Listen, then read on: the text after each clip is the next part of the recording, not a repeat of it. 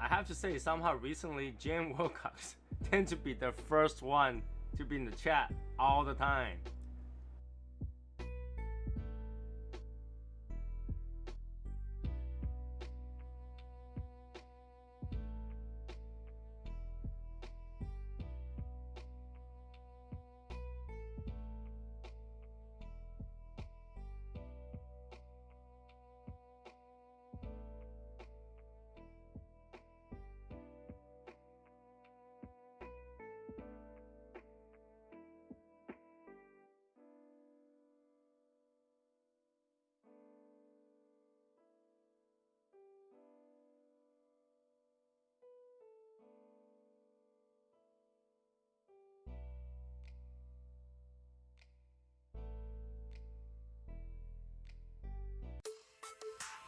Shadow Smokers Legion! Shadow Smokers Legion. Shadow Smokers Legion. Shadow Smokers Legion. Shadow Smokers Legion. Shadow Smokers Legion. Shadow Smokers Legion. Shadow Smokers Legion. Shadow Smokers Legion. Shadow Smokers Legion for life. Shadow Smokers Legion. Shadow Smokers Legion. Shadow Smokers Legion. Shadow Smokers Legion, baby. And for those that you couldn't understand that, Shadow Smokers Legion.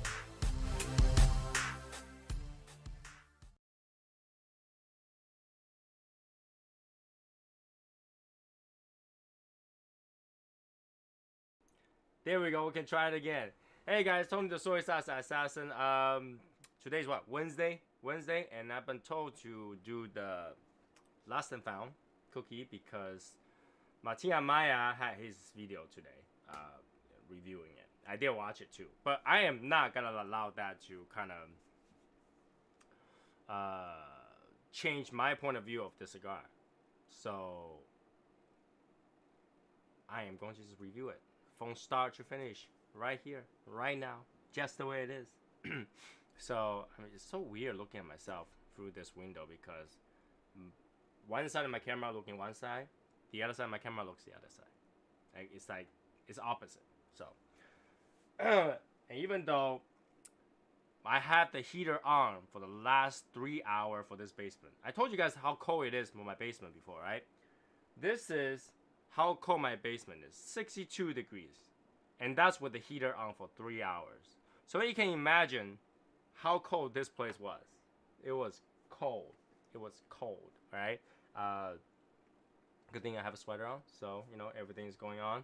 And Brian Alacoc's here. Today's cigar is actually provided to us by Brian Alacoc. He just decided to, you know, go out of his way and find this cigar for me. Not only for me, a few other members too, I believe. So thank you to Brian Alacoc. So I am going to do this start to finish. Very well done, okay? Now that Martin Maya is on, I might as well drag him in here too. So let's see. Windows capture. Let's point to Martin Amaya I can't hear you guys. Hold on. There we go. Alright, so he's on now. You can't hear me? Martin? Albert, can you hear me? I can hear you, bud. Alright, so it's Martin's problem. Okay. So let's review the cigar today, from beginning to the end. I have a vanilla coffee to go with it today. Vanilla coffee. And I have the cigar the way it is. It came like this. So I have it left in there. I haven't opened it yet just to preserve that smell. So I'm going to preserve the smell. I'm going to smell it now. So here we go. Now, Martin Maya said he smelled cookie dough. So I'm going to see. There we go. I can hear you guys now. My audio is all fucked up. It's funny how when you said cookie, like he smells cookie dough, they heard us all of a sudden. That's funny. He was waiting for the key word. I don't know if I'll call this cookie dough. It's very cedary. It's a sweet, cedary, creamy smell. Not like necessarily a type cookie of dough, smell, right? but it's got a really nice, sweet, creamy, cedary smell. but not cookie though. Where'd you get it? Brian Alicott sent me a couple. Right. Yeah, so okay, I'm just gonna pick up one. As you can see, the one I have doesn't have a crack on it. And if you don't know what that means, watch Martin's video. Okay. I think Martin just have a bad connection today. Yeah. Alright, so. He used up all his data with his reviews. Yeah, right? Upload all those 4K videos. So here we go. The wrapper has almost no smell. Almost no smell. No. How does the wrapper not have smell? It doesn't really have. It have a little bit of leathery to it, but it's so light. Maybe my expectation is like, oh, I'm gonna smell cookie and smell this is gonna be the same. No, this is very light in smell. Very light in smell. A little bit leathery. A little bit leathery. Okay. Funny how the name can like really screw that up for you. Say what? It's funny how the name can screw that up for you. Yeah. So let's see. Make sure this cap is kind of thin, so I'm gonna make sure I don't overcut it. There we go. Dry draw. I'm going to click on that one. Is Hashimoto getting on tonight? I'm not sure. I'm not sure. By the way, hello to Cigar Show Tim and Joe Sparaccio. They kind of delay on the chat for some reason. But Martin, you might want to just adjust your computer just a little bit so that your internet is better. I don't know. Is everybody inside decide to stream, Netflix? Now that you have a job, Martin, you better internet. I know. Yeah. Congratulations to Martin and Maya. Got a job. Okay. Congratulations to that. You know what? I should send something to Martin so that he can have a celebration smoke. But yeah, we'll see. Dry draw.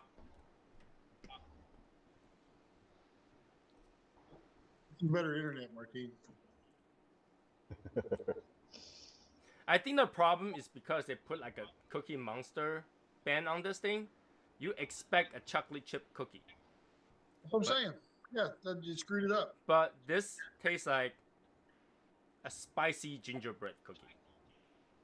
Okay, so you didn't get any of like a chocolate on the cold draw? No chocolate.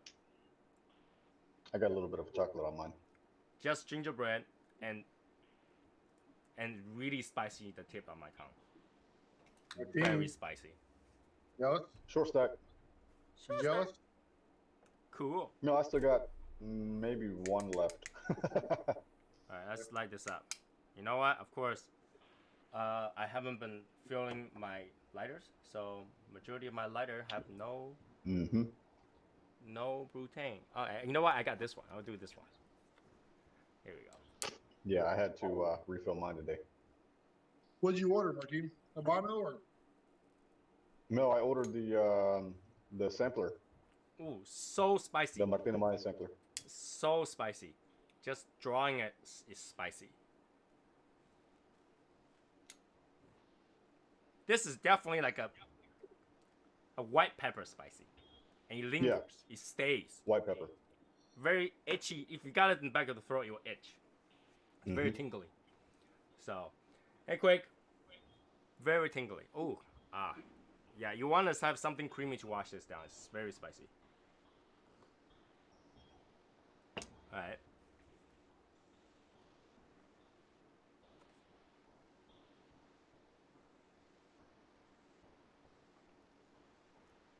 There's creaminess. There's slightly just tiny bit of bitterness. There is a lot of pepper. Like everywhere is pepper. Oh God, who's that? Who did that?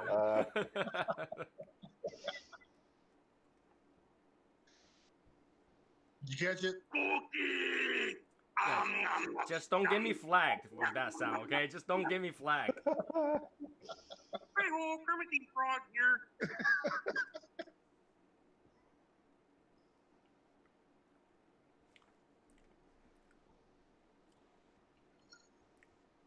I don't taste any cookie.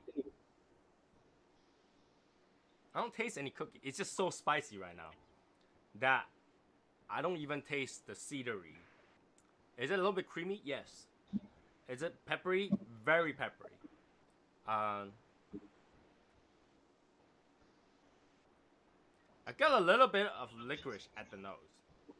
Just a tad. Just a little bit. But overall, this thing is just spicy. Stand back. Eat cookie slowly. Don't give me flag, Martin. I'm telling you, don't give me flag. Not that it matter. It would just make this video with commercials. Yeah. So, by the way, if you guys haven't already watched it, I reviewed the Cookie Monster. I already mentioned that. So because you already you released the video today, I actually did watch it too. Martin, that's twice, man. If you get a third one, you're gonna bump you. You know, it's definitely, you know, when it comes to Martin and Maya's review, is that you gotta walk in there, put your expectation on the table, and ready for him to take it and toss right in the trash, right in the trash, right? Yep. Yep. You know, we're back at it again. Throw your expectation right in the trash. That should be the new term. That should be the new, you know, opening tagline. Back at it again. Throw your expectation right in the trash, right there. It was a good cigar, though. I'll say that. Pepper, licorice, creaminess. I didn't get licorice. I got licorice right in the nose. If you ride your hill, you get it at the nose before it burns. Once it burns, you just get the burn. But there is some licorice at the nose.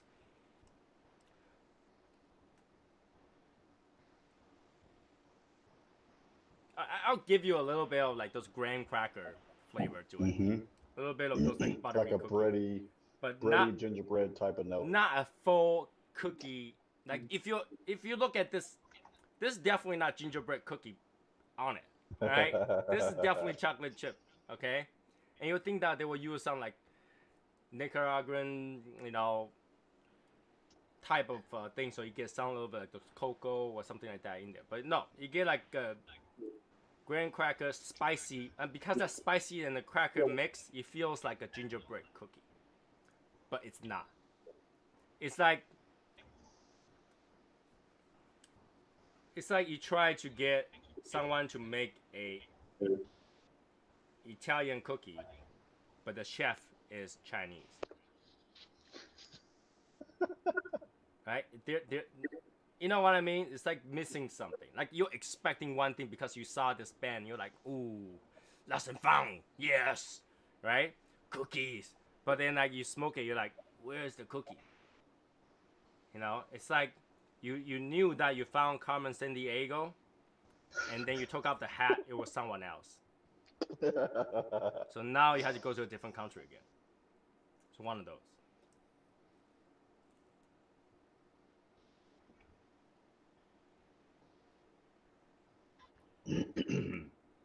It's got that. If you blow the smoke out slowly, you'll get 2% milk. I don't know if you guys ever smelled 2% milk. It actually smells different. It smells like 2% milk. Because it's like watered down. Mm-hmm. You do. Right. Give that a try. If you have the cigar, give that a try. Just blow the smoke out really slowly, and then just kind of smell it. It kind of smells like 2% milk. 2% milk? 2%. I almost smell like skim milk. But I haven't smelled skim milk that much because I don't drink skim milk. Drinking skim milk is like paying somebody full price to drink the oil off a plate. Right? Skim milk is literally like after I take out the butter, all the lactose, all the, you know, creamy goodness out of it, you get the leftover water. That's what you get. Right. Is that 2% milk or Skim milk. is skim milk 2%? No, 2% milk actually have 2% fat. Skim milk has 0% fat. Yeah. Because the difference between 2% and 1% is huge, man. Just about 1%. It is, but it's a big flavor. It's a big flavor difference, man. There is a big flavor difference because the flavor came from the milk, the fat content. You remove the fat content, you got nothing.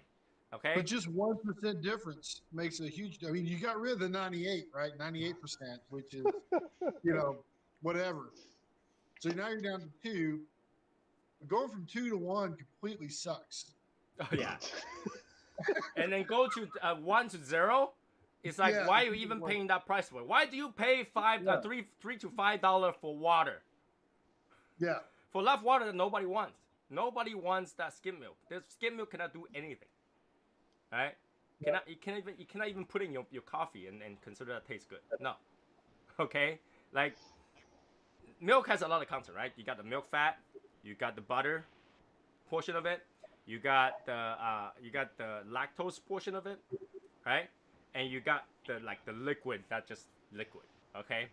Yeah. So when you remove the milk and the buttery version of it and left a little bit of fat, it's already nothing. It has no flavor. All you need left over is a little bit of creaminess, right? When you take away even that, you're not even getting creaminess. You just have liquid, right? I don't even know if there's any more left over lactose. Okay, now if you don't know, Alcohol-free beer. Why even do that? that's different. That's different. Some people are allergic to alcohol, but like the taste of beer. Please. Well, there's seltzers also that they're popping up everywhere. Yeah, and especially when alcohol-free beer was designed, it wasn't designed for anybody to consume normally. It was actually made for those people who cannot drink alcohol to be able to attend those company meetings. Okay, in Japan, the company meeting, if your boss drink alcohol, you better drink the same shit. All right? But your boss is not drinking no duels. But your boss is not drinking no duels. They're drinking Heineken. No, but then at least it smells the same. It feels the same way. So, like, you're drinking the non-alcohol version, and they're drinking the... A lot of times, they can't even tell. They don't even give you that thing. They'll just dump it for you in there. You don't even know. Oh, yeah. That's true. So, it's so that they can... you need some people to take over those leftover dead bodies after they all get drunk, okay? If the boss gets drunk, you better get them home. All right, that's how the Asian culture is, and that's why those were invented. I mean, those were not really, you're not doing it because, hop tastes that good. If you like the hop taste, go chew some hops, right? So, hop was really there to add a flavor to an already blend beer and then help preserving it. Without hops, beer doesn't last long, right? Oh, it starts to get sweeter. That cigar just got sweeter. But anyway, let's go back to the milk thing, okay? Lactose. Lactose is the worst thing that anybody can have, okay? You do not want lactose. Lactose is one thing that your body does not like. Human is the only animal that still drinks milk after infancy. And lactose is one thing your stomach cannot digest, all right? If your stomach tries to digest lactose, you know what you get? You get gas. That's all you get. That's all that is good for. It's gas. All right. Lactose is a form of sugar that doesn't break down, so you get gas. So when you buy milk, what you gotta buy? You gotta buy lactose-free milk and full fat. Get 100% milk, right? Whole milk, lactose-free. That's the best milk ever. Not only that, it will last you 3 months. Lactose-free milk lasts 3 months. All right, going back to the cigar. Hey, John. We have a person that just named John. That's like a very straightforward member name, John. I still don't understand why all the other country calls John Johan, but John only is John in the U.S. I didn't know that. I want to know, how is Jack short for John? Jack is short for John, really? Yeah, like Jack Kennedy. John Kennedy, they call him Jack Kennedy as a short. I thought it would be like Jackson. Short now. Jack is short for Jackson, something like that. I don't know. I don't know how you get William to Bill. Okay, they're not even close. William to Bill is dumb. Right. But I do know a guy. He was a professor I had. His email was Billiam. Right? So how do you William, get? but he is Billiam. How do you get Richard to Dick? Yes. That's it. Yeah, I That's don't where understand that one. Dick was from. Like, how do you get there? How do you get there? It's like, hey, Richard. One day, go, hey, Dick. Hey, have you ever eaten spotted dick, Tony? Mm-hmm. It's just sausage. No, it's like that's not sausage. It's like a UK sausage, spotted dick. It's a UK pudding, right? It's like it's a sausage. Okay. So you know where they get spotted dick from? It doesn't even make sense, you know. It's from King Richard, man. Or Juan I. Swanee. I have no idea. Hashimoto is in. Ta-da! Hashimoto. Hashimoto. There you go. You know it's a sausage, man. If you Google it, it's like a cake, like a pudding. I'm pretty sure spotted dick is a No, sausage. spotted dick, dude. I'm kind of afraid to type in spotted dick, you know. So No, it's okay. spotted dick. What's up, guys? How's everybody doing? Doing good, man. Doing good, Guys and gal. How you doing, Hashimoto? I'm Save doing this good. for you. I just got back from California last night, so Did you? I was just about to pull it out. you were gonna pull what out? Oh, we're talking about dicks.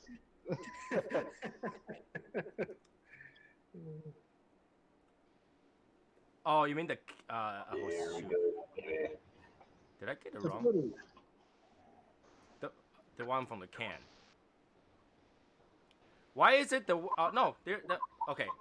The way you guys ate the spotted dick looks like macaron, Macaroni? right? Macaroni? The one I see was I was told that is spotted dick was a sausage. I guess there's different. Maybe I got it wrong. Anyways, but yeah, like you know, like how do you get that name? How do you get that name? It's not even close. No idea.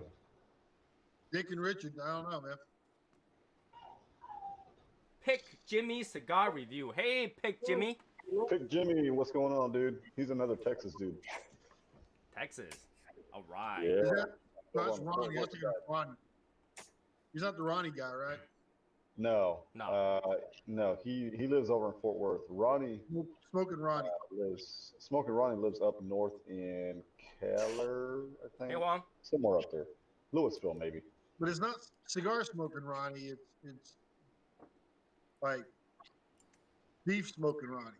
There Yeah. is a lot of like cigar reviewers out there. Like I wouldn't be surprised some of them have the same name. So, right? More and more coming up. More and more coming up. Yeah. That's why I More don't and even more bother to people review coming cigars. out. I just That's tell you good, how though. it tastes. I just tell you how they taste like, right? So I mean, it's good though. You got so many different opinions and so many different perspectives of one cigar. exactly. Cool. And this is one of the things. Like I taste licorice on this cigar, and Martin didn't. It doesn't mean he's wrong. Red It just or means black? I taste that he didn't.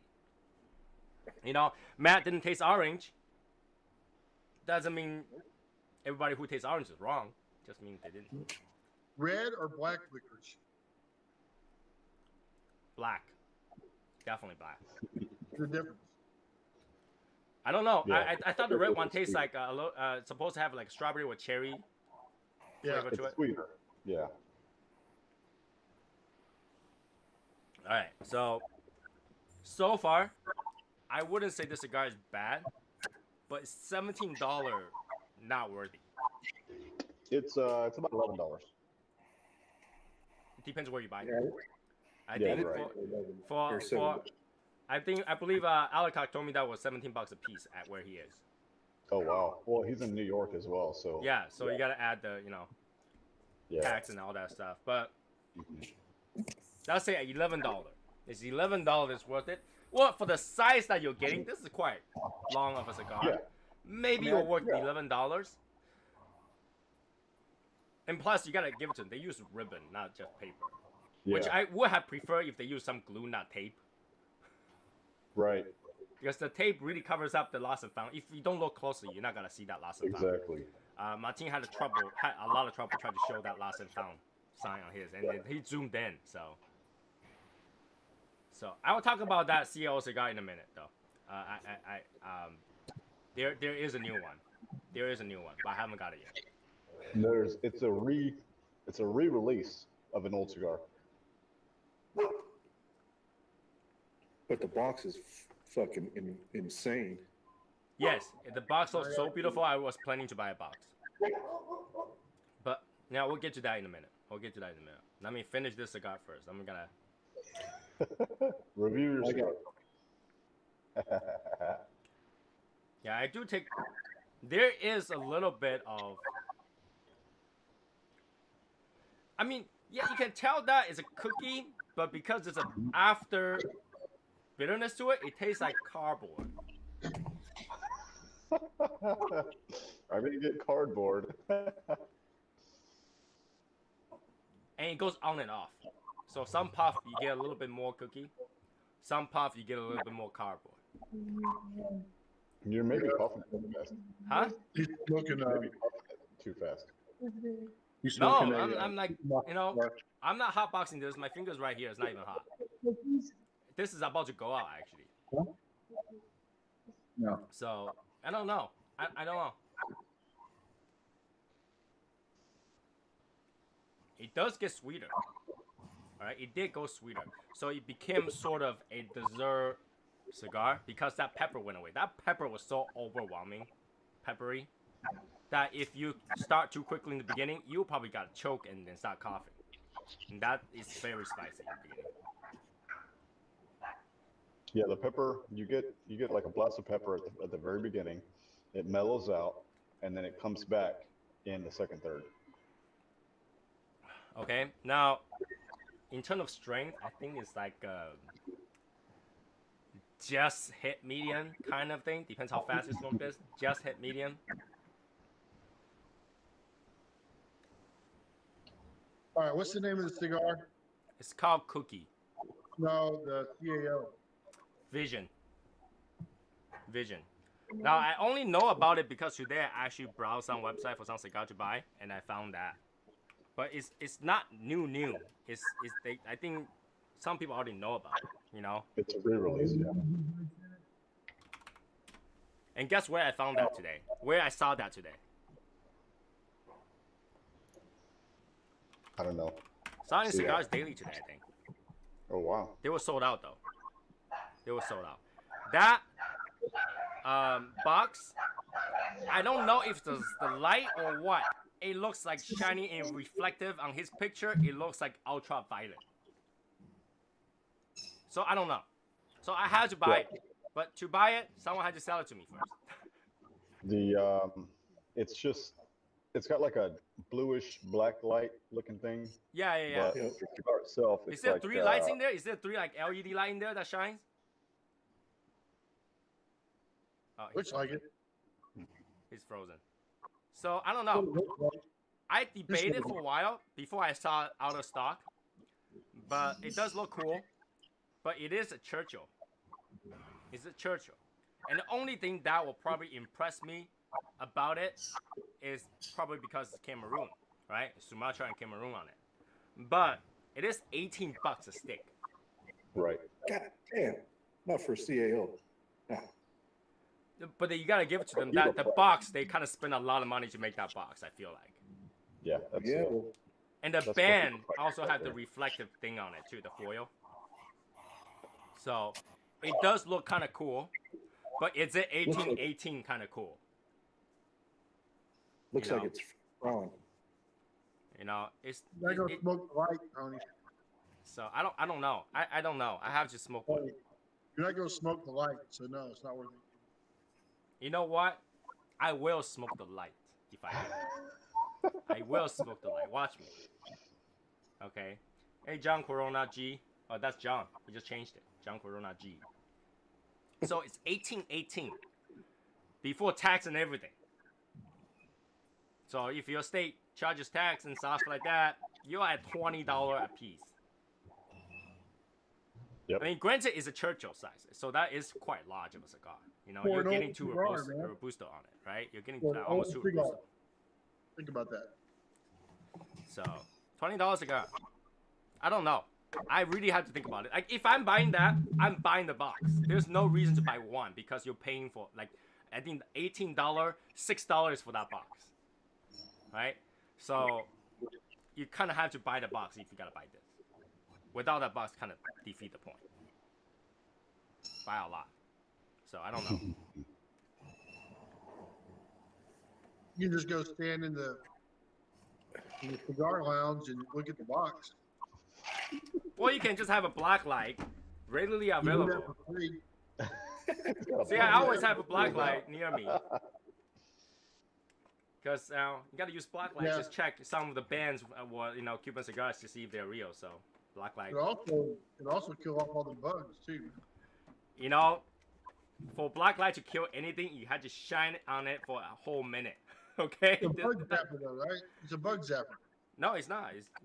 It attracts bugs, actually. It attracts bugs. But, like, you know, to kill any germ whatsoever, you literally had to shine on it for a good minute. Right? So if you get any of the air purifier that says it has, like, an ultraviolet light kills germ, that's full of shit, okay? Because air pass by it so quickly, it's not killing anything. Only thing that kills you is your money in your wallet. Well,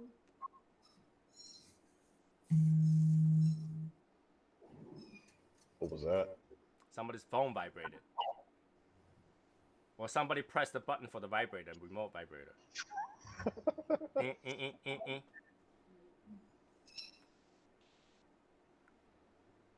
Like, I wouldn't say this is a bad cigar, but I don't like, I'm inherently do not like Lanceros. Because they're very, like, they're very one-dimensional, right? But this one is actually not that one-dimensional. This is actually not that one-dimensional because it's got pepper. It goes in and out of the sweetness. It kind of does have some dimension to it, but it's not that impressive. I think the words is not that impressive, right?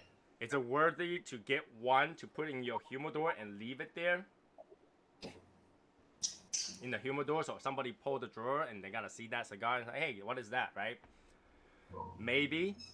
I mean, if you can find one, it makes sense to leave one in the humidor. You know, so long as this person doesn't work in PBS. You know. I mean, to call it the monster and don't call it the cookie and not call it Cookie Monster, yet using this thing is like very suggestive to be Cookie Monster. Like, how do you miss this for Cookie Monster? Can you like look at this as I don't know what this is. You know, it could be a Ginger Monster. I don't think you can mistake that. I really don't think you can mistake that.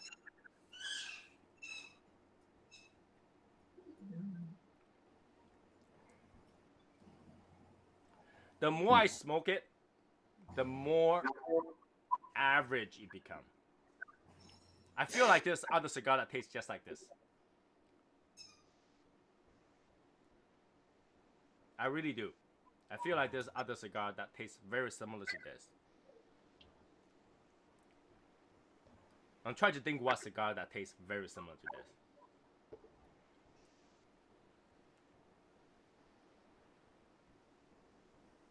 I mean, I would compare it to the Oliva V in Lancero. It tasted very similar. It possibly is. It possibly is very similar in blend. Because I don't taste anything of out of the norm. And it's not a very complex blend. So it's like, it feels like it's very similar to a lot of different cigar in the $5 to $8 range.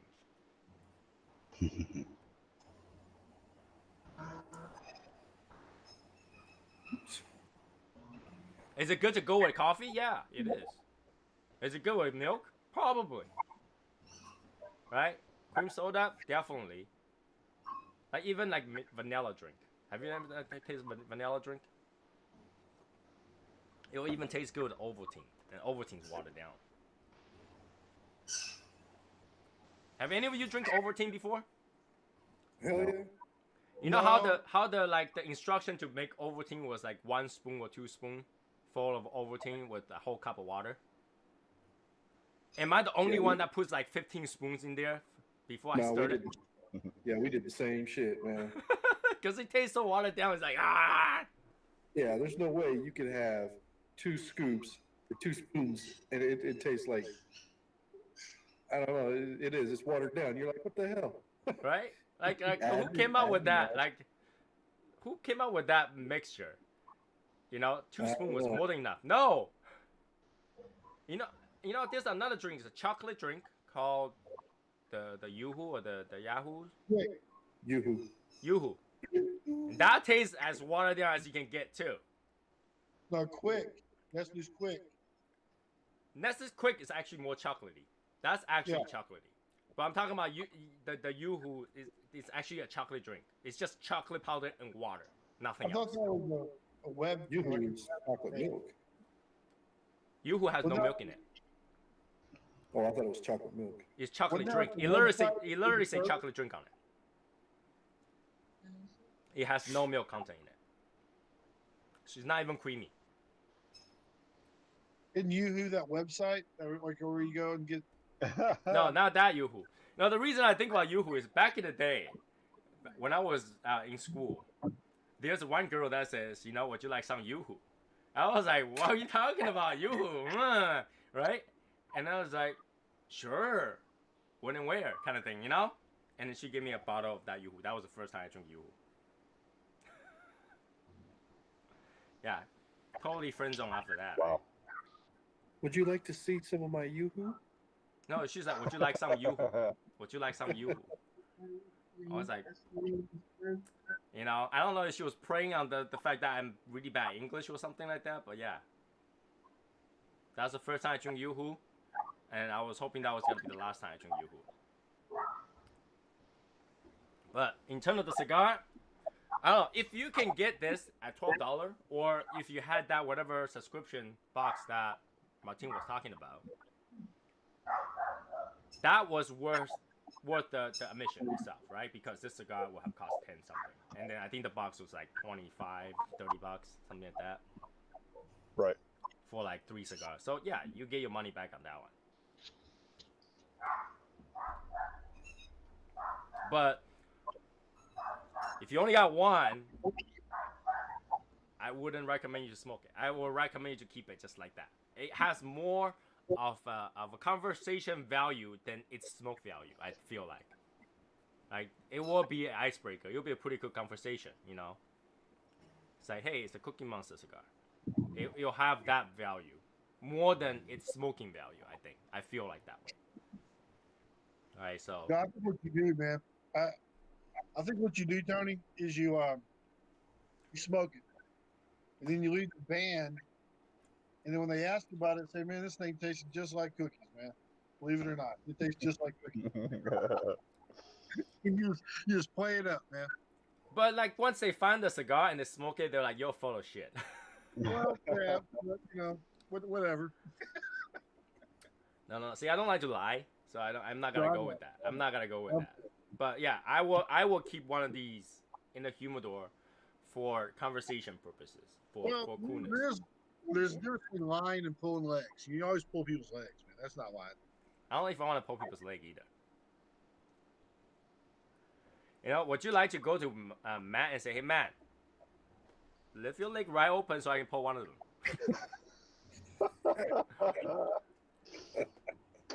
We on the after show? No. But hey, that was borderline. That was borderline cool, right? That was borderline cool. That was borderline cool, right? So that's okay. That's okay. That's okay. So yeah, I mean, for a more detailed review, you want to watch Martin's review because I think that he had more detail of what the cigar tastes like. I don't want to repeat it. It doesn't matter. It doesn't serve you any good.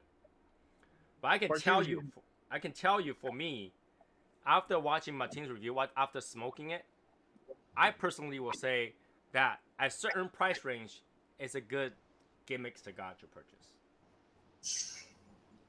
You gotta take it like if you bought the Azron Zion cigar. it feels like you just got cheated that way. I got a bunch of those too. Do you feel cheated, Matt? I didn't hear all Tony said, and I haven't watched your review yet, so. But I have a bunch of Ezra Zions too. But have you smoked some of the Ezra Zion? Yeah. So you bought a bunch of them, you didn't smoke any of them? Yeah. Nope, they've been sitting there for probably over a year. I don't know. So the analogy made you feel bad. Made you feel bad on what? What do you mean make me feel bad about? It made Matt feel bad twice. Once for the Ezra Zion and once for the Cookie Monster.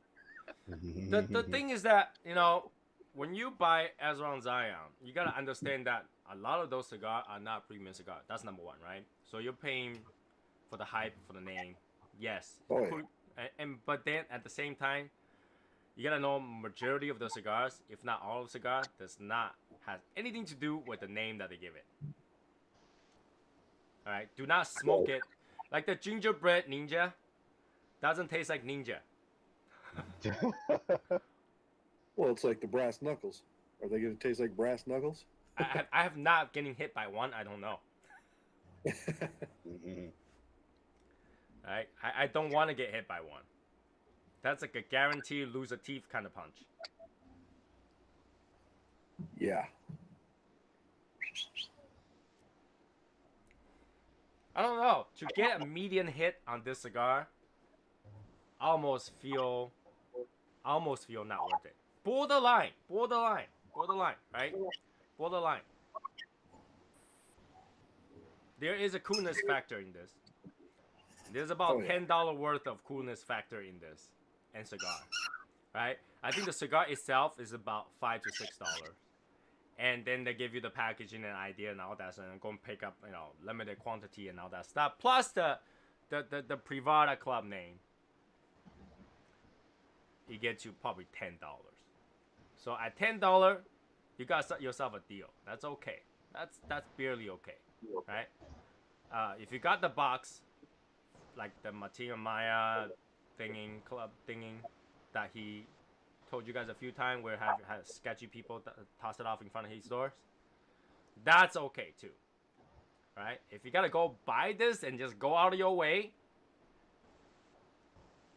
slightly not worth it. Okay.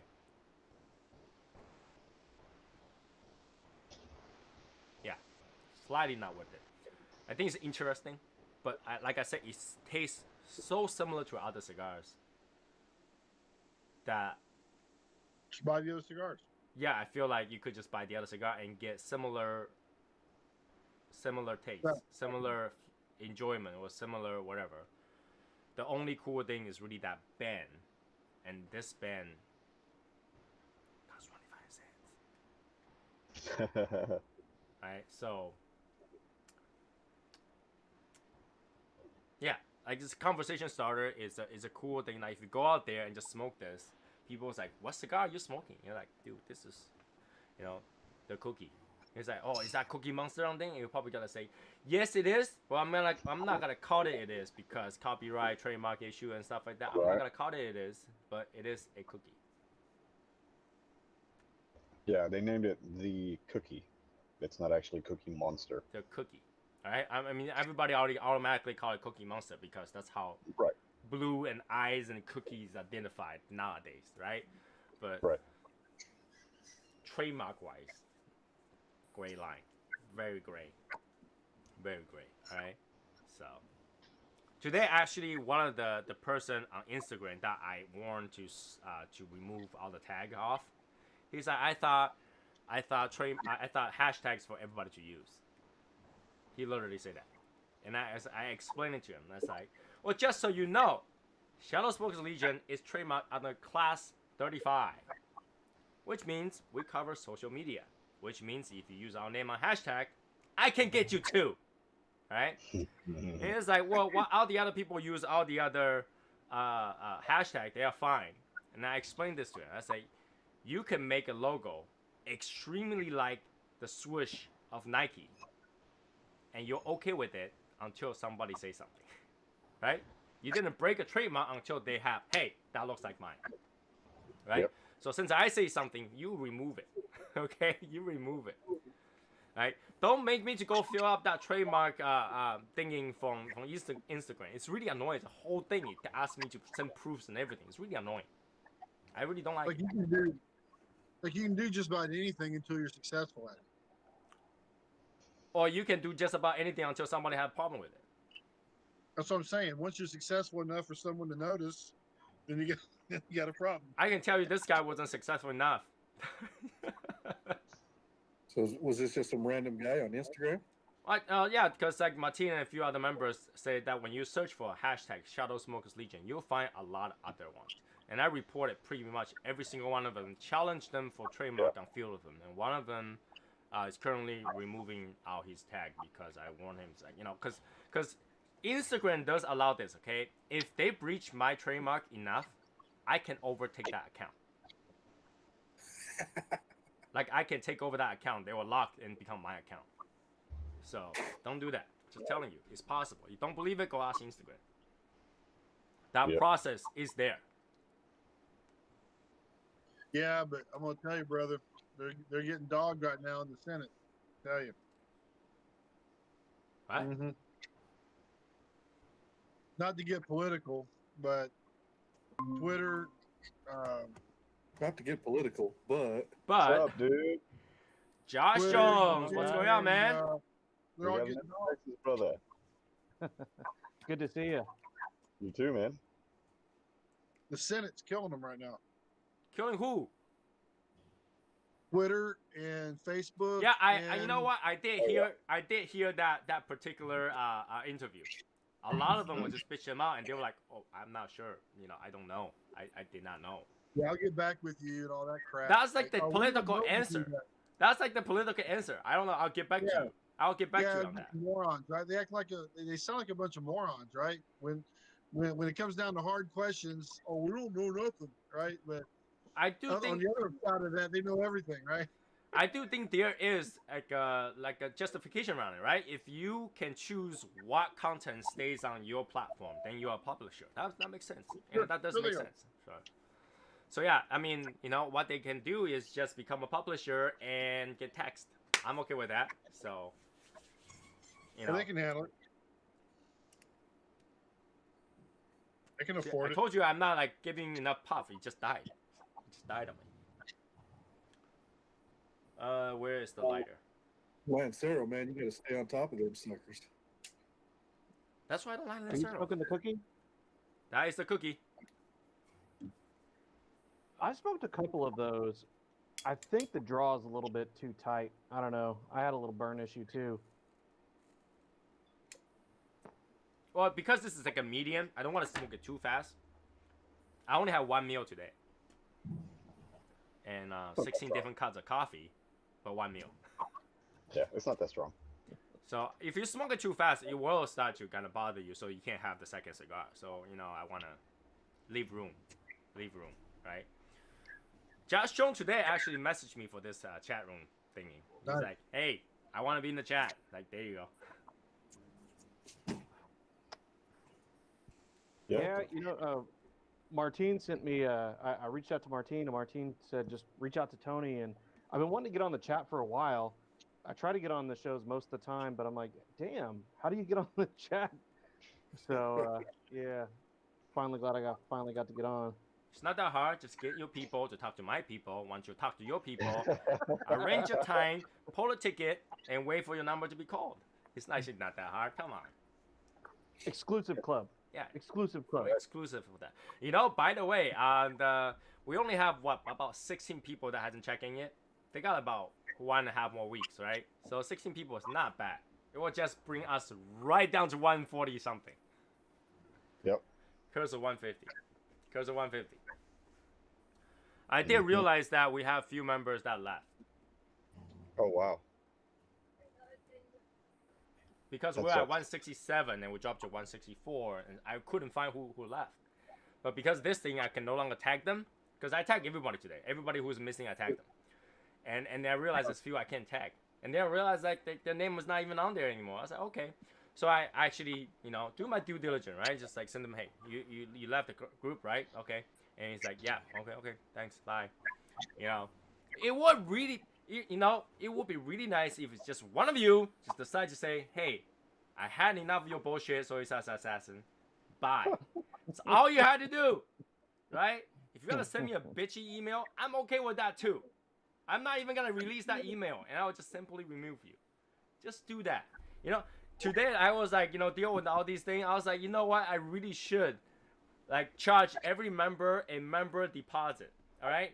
If you leave the group with telling me, then you get the member deposit back. If you don't, I get to keep it for the group. I almost feel like that. Legion dues. Huh? Just start charging Legion dues. Right?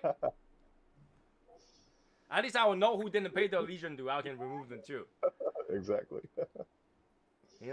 Try to make something that's free to go in and out and all that stuff. It's just, too much work. Really too much work.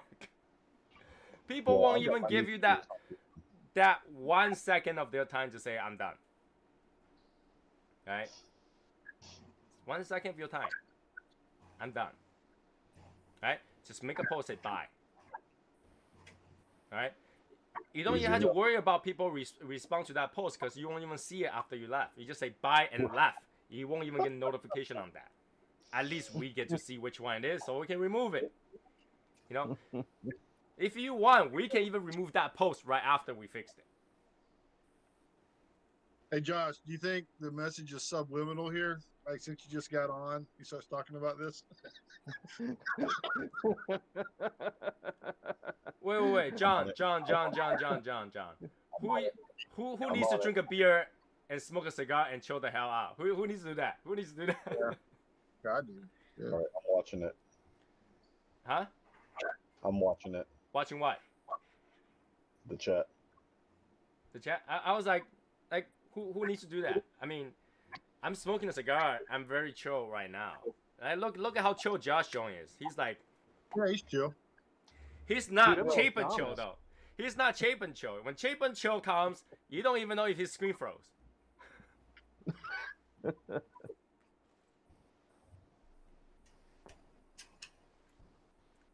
All right, man. It's a simple thing. It's part of the rule that they have agreed it to, but yet they just, And I was like, I gotta think of a punishment. Everybody go nuts. They're like, oh my god, you gotta do that. Gotta just, just let them leave. I just want somebody to say, somebody just say bye. Somebody just say, we welcome you with open arms. Like, if you're a member, you join us, you get that battery killing first welcome post. All right. If you don't remember that, go ahead and just introduce yourself again as if you're the first person to join the group again. You will get like 40, 50 messages on that same hour. Say welcome to the group. All right. Everybody welcome you, but you can't even say bye. Does that take that much time? It takes less time than clicking through 5 different clicks to quit the group. I can kick you faster than, you leave. If you just type bye or just send me a message that I'm leaving, kick me out, I will do that faster than you can do it. Literally, it will be faster. If you don't believe it, you click onto the things and you're like, I know what it is. You got like a separate computer just for that thing, don't you?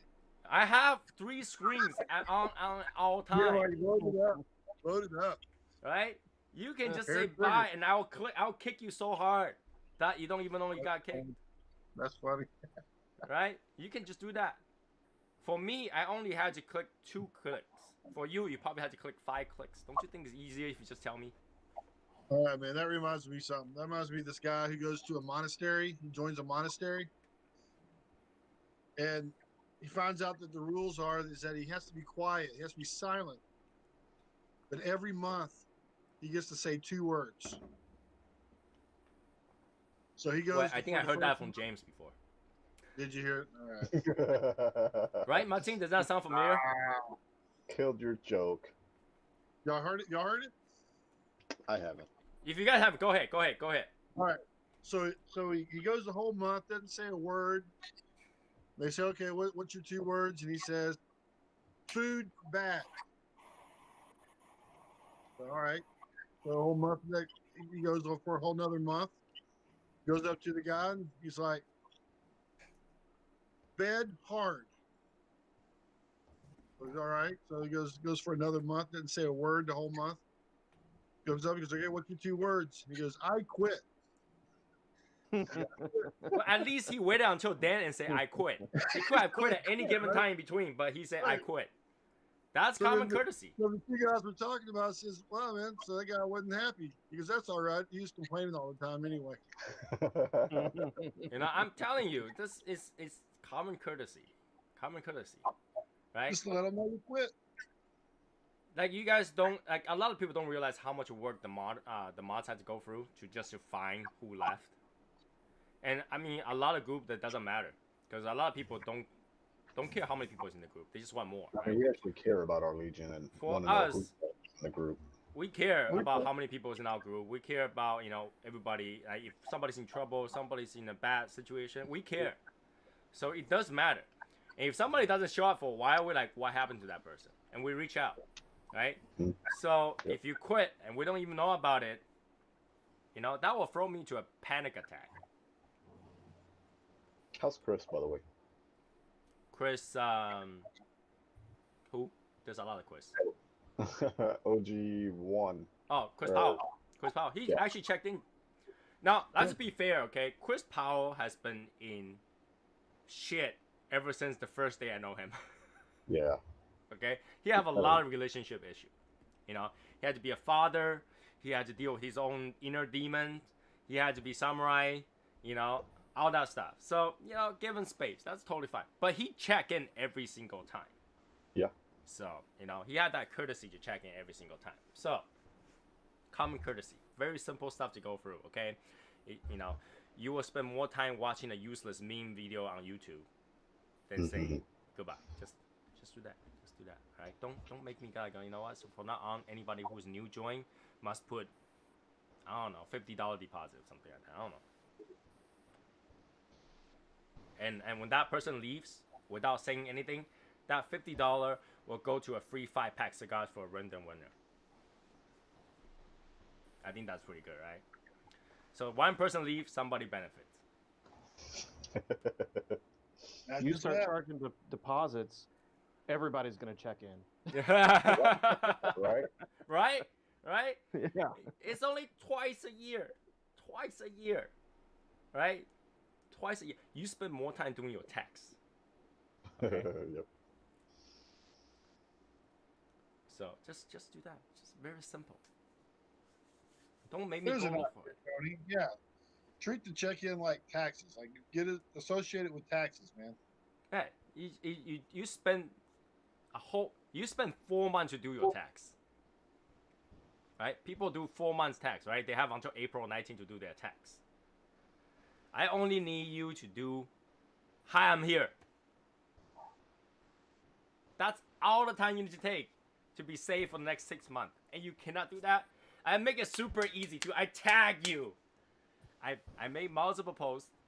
Every post I made, I do a reminder. And then today, yesterday I tag everybody. How hard can this be? Mm-hmm. It almost sounds like rocket science. The rocket science that nobody can figure out how to do. Right. Hey, did that check in? Did you check? Yeah, you did. When did that check in? Now you're on the screen.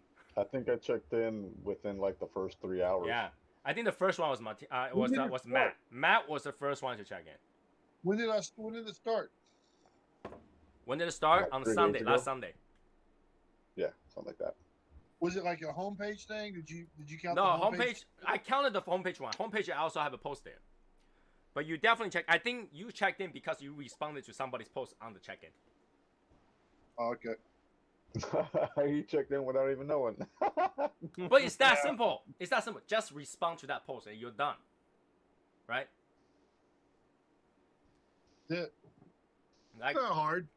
Like even Dong Yang checked in because he said, this is the one I hate the most. And that was it. That was check-in. Yep. I saw that. Right? I hate this the most. Okay, you checked in. Yep. one small part of it. One small part.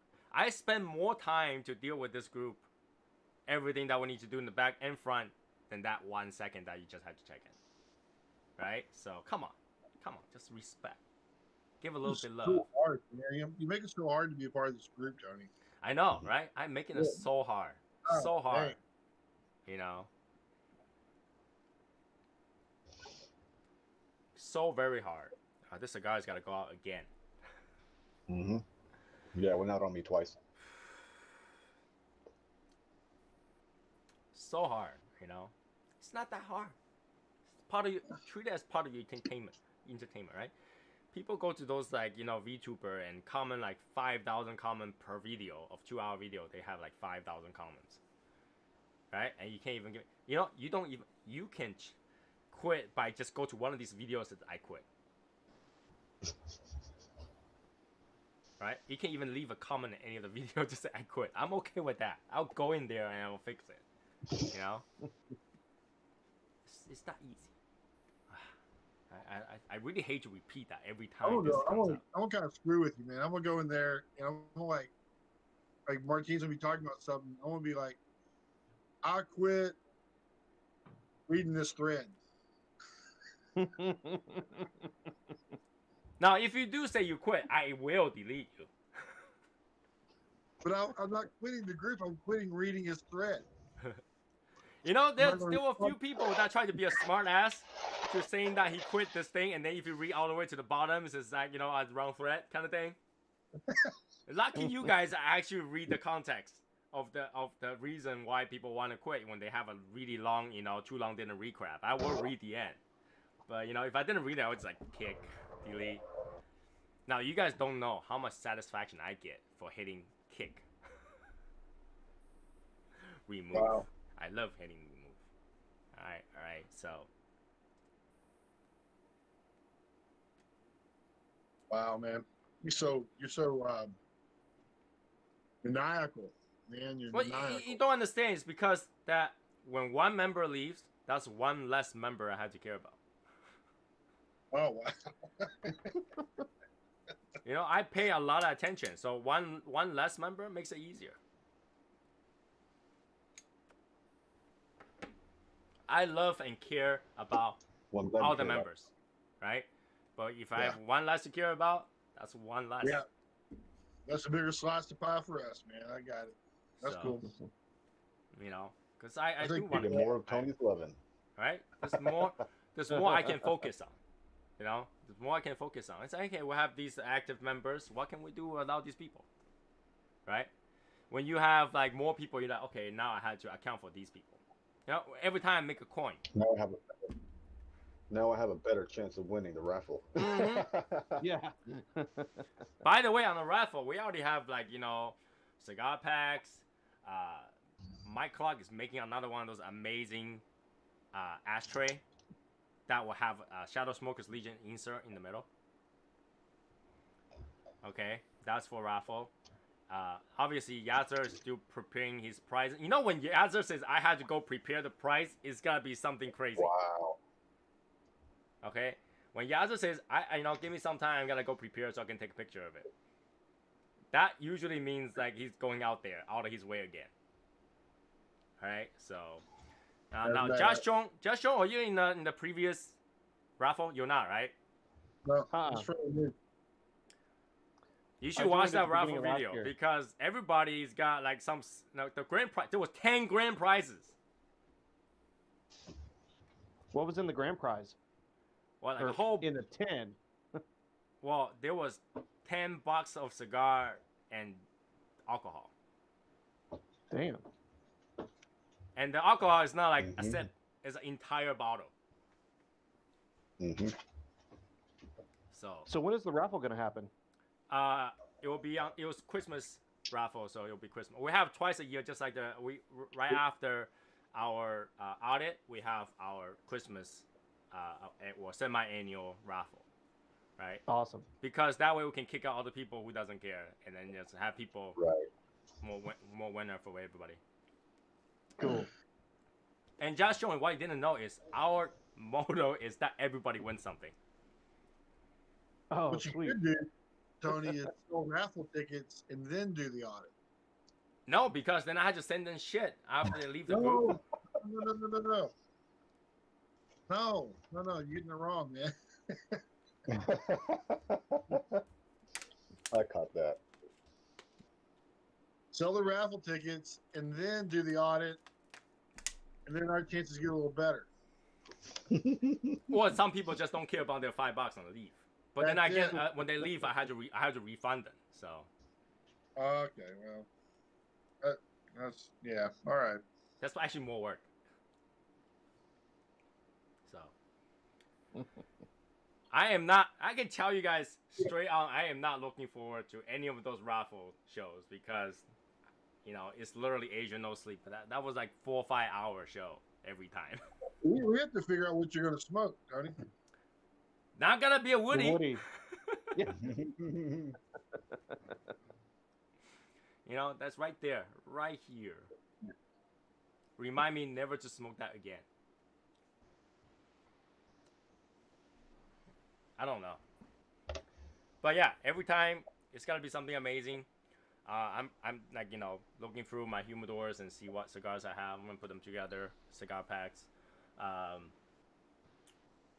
And aside from that, hopefully the cigar cutter will be here by then. We have few different color cigar cutters out there to give. So we got a lot of stuff. Every time we have something. So, and that's not including the random giveaways. We Josh Jones have not seen the second, like the Christmas show, right? The 5 hour one where like it just doesn't stop. It doesn't stop. That It's one, like a marathon. that one we're like, oh, we're done, and somebody said, I got more prizes to give. Okay, here we go. And it lasted 5 hours because of that. People keep giving away So, stuff. how long you been in the Legion? It's like what, April?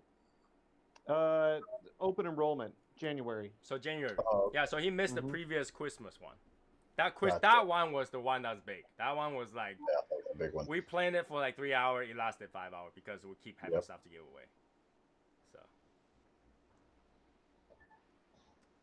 But yeah, this time we got like 3 or 4 ashtrays to give away. So that's pretty good. So if you're looking for, like, I don't care who you are, you never have enough ashtrays, okay? Never have enough ashtrays. You never have enough my wife, but ashtrays. she doesn't believe me. Say that again? I said, that's what I tell my wife, but she doesn't believe me. Like, why the hell do we have 8 ashtrays?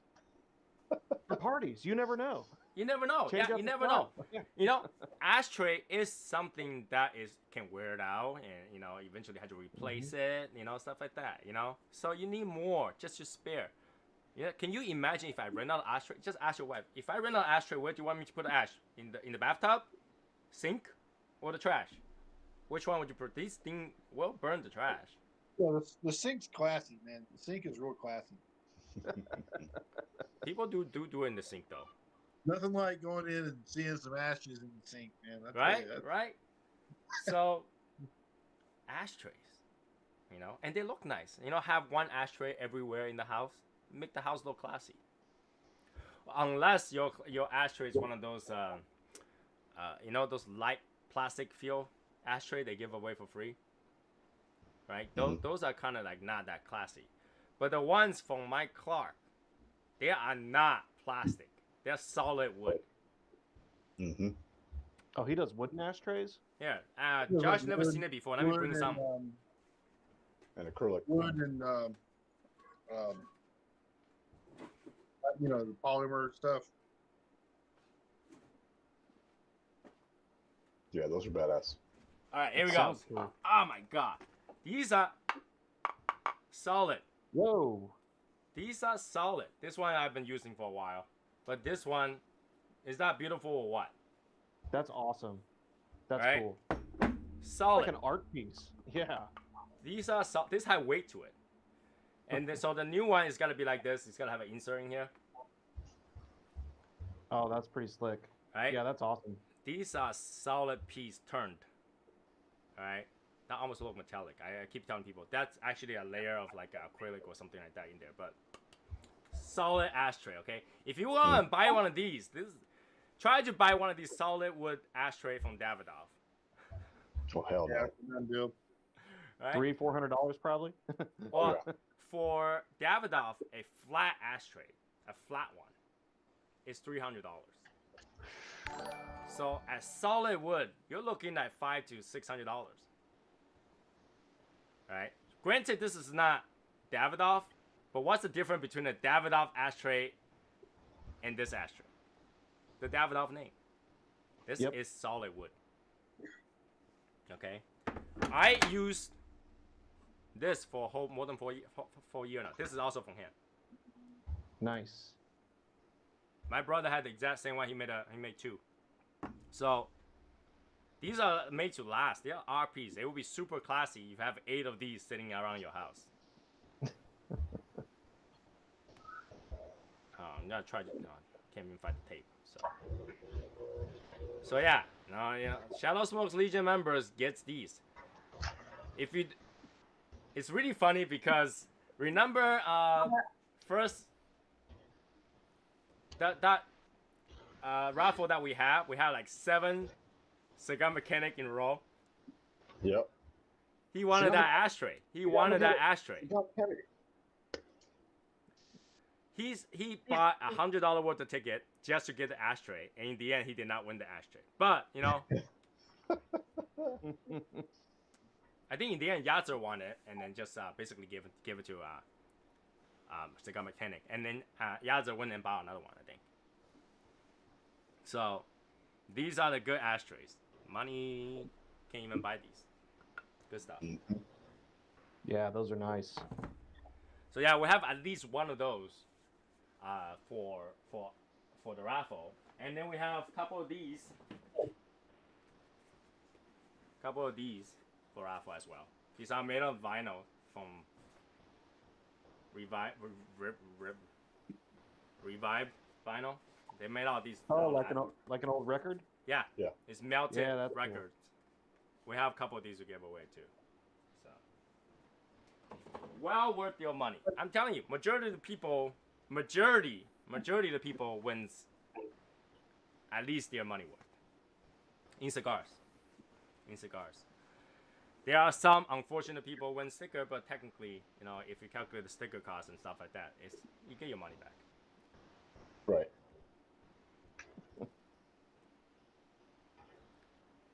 We have really good. Oh, look who it is. James. Hey. James, we're just talking about our raffles. Did you enjoy our raffles? You like our raffles, right? Our Christmas semi-annual raffles?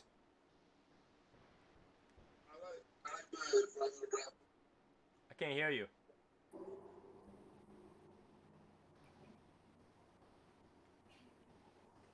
There you go. That's a good one, Albert. Tabernacle? Yep, it is. Broadleaf. So we got quite a bit of good stuff. So our buddy Matt. We got Matt back. Matt is still like Matt I don't know. Went and got James, man. We got James. Matt went and got James. The thing about the raffle is that James had to wake up 3 a.m. and stay there for 5 hours just for the raffle. Yep. And what's amazing is James rewatched the previous raffle. So he was there for 10 hours. Yeah, he's trying to find out how to win. He had to rewatch the whole thing. He was trying to figure out how to win. Yeah, well, if you want to figure out how to win, you gotta ask Matia Maya. How the hell did he win the grand prize of 1 ticket? Mm-hmm. Hey Matt, try to match your picture right now. Quick, hurry. Try to match it real quick. Or try to make your There you go. Close enough. Close enough. Close enough. or lean the other way. Like lean the other way and do the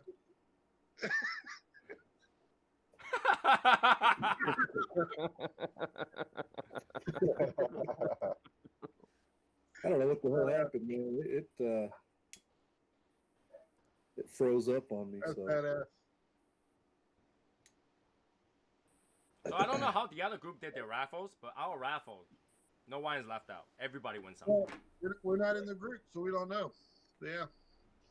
Right? I don't know how the other group does it, but our group, everybody wins something. There's not gonna be So one what did I person get miss? left out.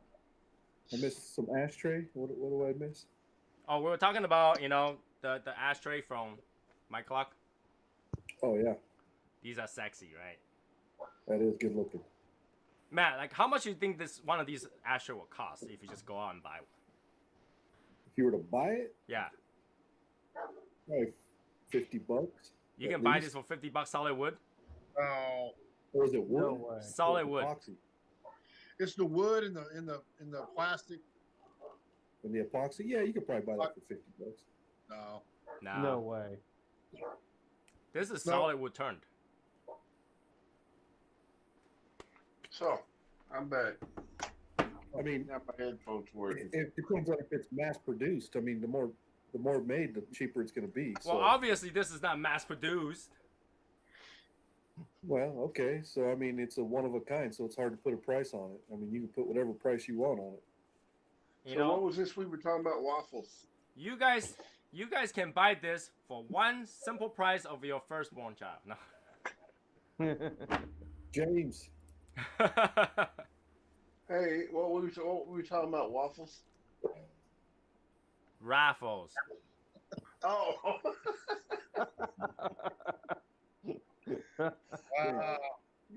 Oh, you talking about the raffle? Okay, I thought we were talking about waffles. I was like, I like mine with syrup and Yeah, waffles. hey James. Yeah, it's totally cool, ain't it? Nick? Yeah, that's Which what one's they're- that yeah, one? that's Is that the one with the capsule you got to fill in? No, that's No. the sidecar one. It's got like a 10 Oh, it's a single jet. millimeter single flame. Yeah, but it's like a freaking huge. It says huge single jet. So It's pretty badass. you can Did I light see it. a You belt can light clip an on 80 that ring too? gauge with that sucker, no problem. Say what? Did I see a belt clip on that too? There is a Yep. belt clip on it. Yeah. That's Yep. Oh, tactical. that's cool. Yeah, it's a tactical. Like, Yeah, how that's that- awesome. like- When you say tactical on it, what makes it tactical? It's kind of Belt like clip. like your pocket knife. You got the tactical pocket knife, and It looks a lot like a. It looks like a lot like my tactical flashlight. What kind of tactic are you gonna have on that lighter? I don't know. I'm more into the strategic fighters than I am the tactical.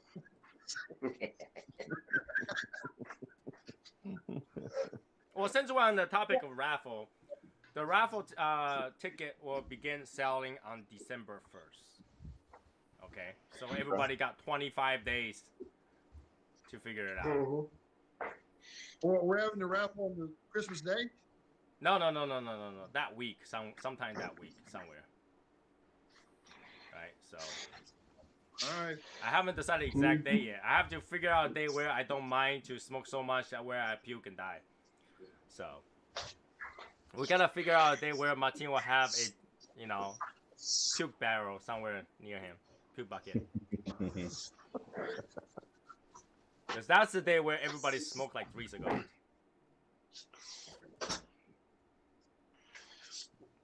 But yeah, So, Martin, what's it looks up with kinda all like- those humidors that you've been reviewing?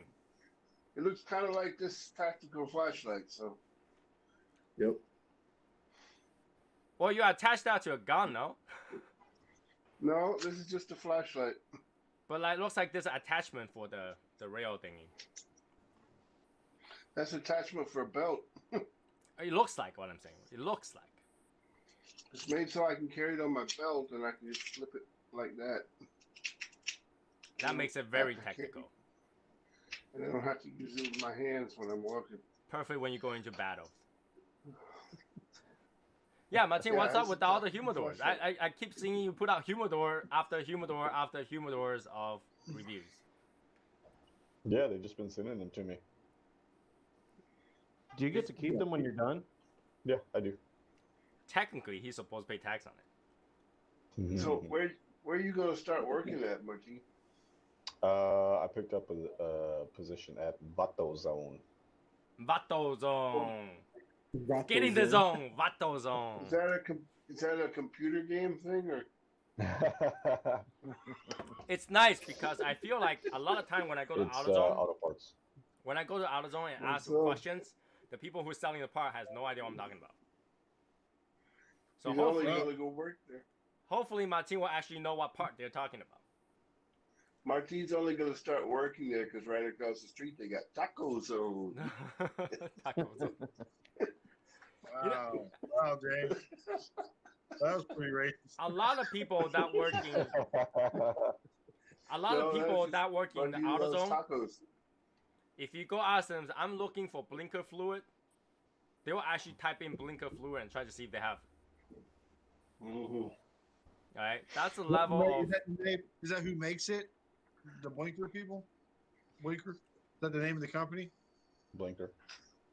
What is the spec on it? Is it like, what's your car spec? Is it 4-wheel, 2-wheel?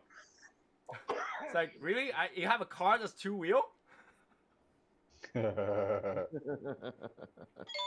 Bicycle. Right? Even though your car only have like one type, and they will find a way to find like 5 different types of your car, right?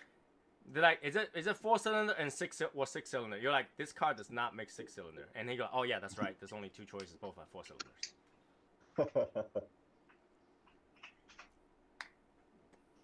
It's unfortunate. Now I just offended everybody who work in AutoZone.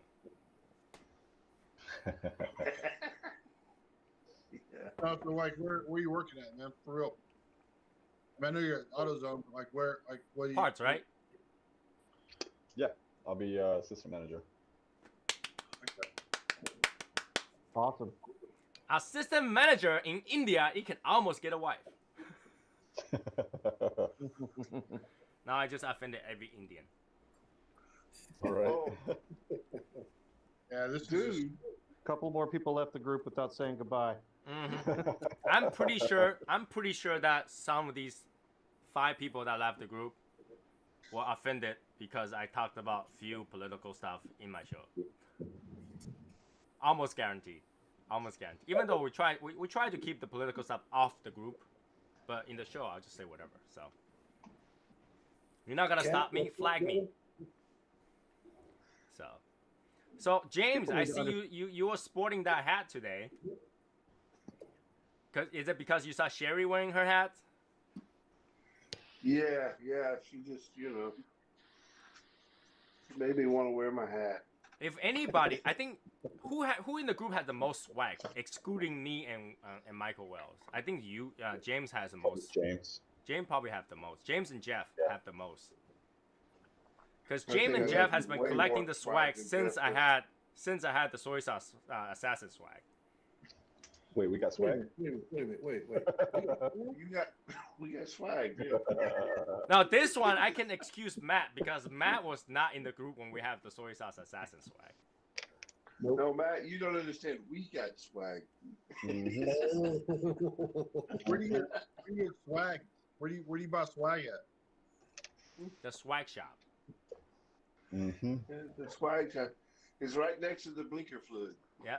Not at the Nicki Minaj store, but the swag shop. Aisle 7. Aisle 7. It's only in aisle 7 because aisle 5 is still being cleaned. Somebody spilled blinker fluid. Tony, you do realize you realize what they have another name for blinker fluid, right? There is? It's called eye drop. It's called eye drops. Yeah. True. That would be a very expensive blinker fluid if you try to get a whole gallon of it. Yeah, they call it eye drops. So yeah. Very That's nice. pretty good. Good catch on that one. Good catch on that one. I'll give you that one. Good catch on that one. So yeah, what's Wednesday? A week away from Thanksgiving. Yep. Mm-hmm. We have Thanksgiving? You probably don't. You probably don't. Where are you at? I don't know. I don't think a lot of people are thankful in Germany, but we do have it here. Yeah, I'm always thankful. I'm thankful, but I'm thankful at Christmas time. Yeah, Germany didn't take advantage of the Native Americans and have a big harvest because of it. Hey, let's be very fair about this, okay? Let's be very fair about this. Yes, the Native American lost a lot of land, but they are filthy rich right now. Oh, they are. Yes, they are. Not the ones that help the pilgrims. Wait, not the one that helped the what? Not the ones that helped the pilgrims. They're pretty much extinct. Well, I'm talking about right now. Their descendants are very rich. They're so rich that they can, roll their cigar with money, dollar bills. Not all of them, though. We have a lot of reservations close to here, and there's a lot of poor Indians. There's a lot of really, really, really poor Indians here. But they do get a lot of benefit. They don't pay tax. They have their own preservation land where you cannot do anything with it, right? And they get first choice into any college if they fill college application. And they're the only legal person or people that can own an eagle feather. Is it? Is that true? There's not Really? Yep, they're There's not- the only ones that can possess an eagle feather. I thought a lot of people sell eagle feather to put on the hats. Mm-mm. Newsflash, Tony. Most people, as poor as some of those Indians are in the United States, don't pay any taxes either. So. Yeah. No, if you're poor enough to own the land, you're not that poor. Well, the tribes are really rich. There's just no trickle down in some of the tribes. Yeah, there's no trickle down in some of the tribes. They got people up top. They learn from them. I know some pretty wealthy Indians, but they're way up high into the I don't know, the tribes or whatever. But they own a lot of property. They own casinos and stuff like that. But if you don't own anything, they're the only ones that can own casinos. And on their property too. Yeah, they are the only one that can own casinos and get like tax written off and everything. So yeah, I mean, there's always poor and rich, right? But how poor is their poor? Poor. Trust just me. Just as poor as anybody else is poor. Yep. And they are the only legal loan shark in the U.S. You know that, right? They're allowed to charge more than 100% of the interest on their loans. Mm-hmm. So. And still a big part of them are really dirt poor. So. Oh yeah. But you gotta know that again, they have a place to live, and they got a lot of benefits. You got a place to live, yeah. So do people living under a bridge, man.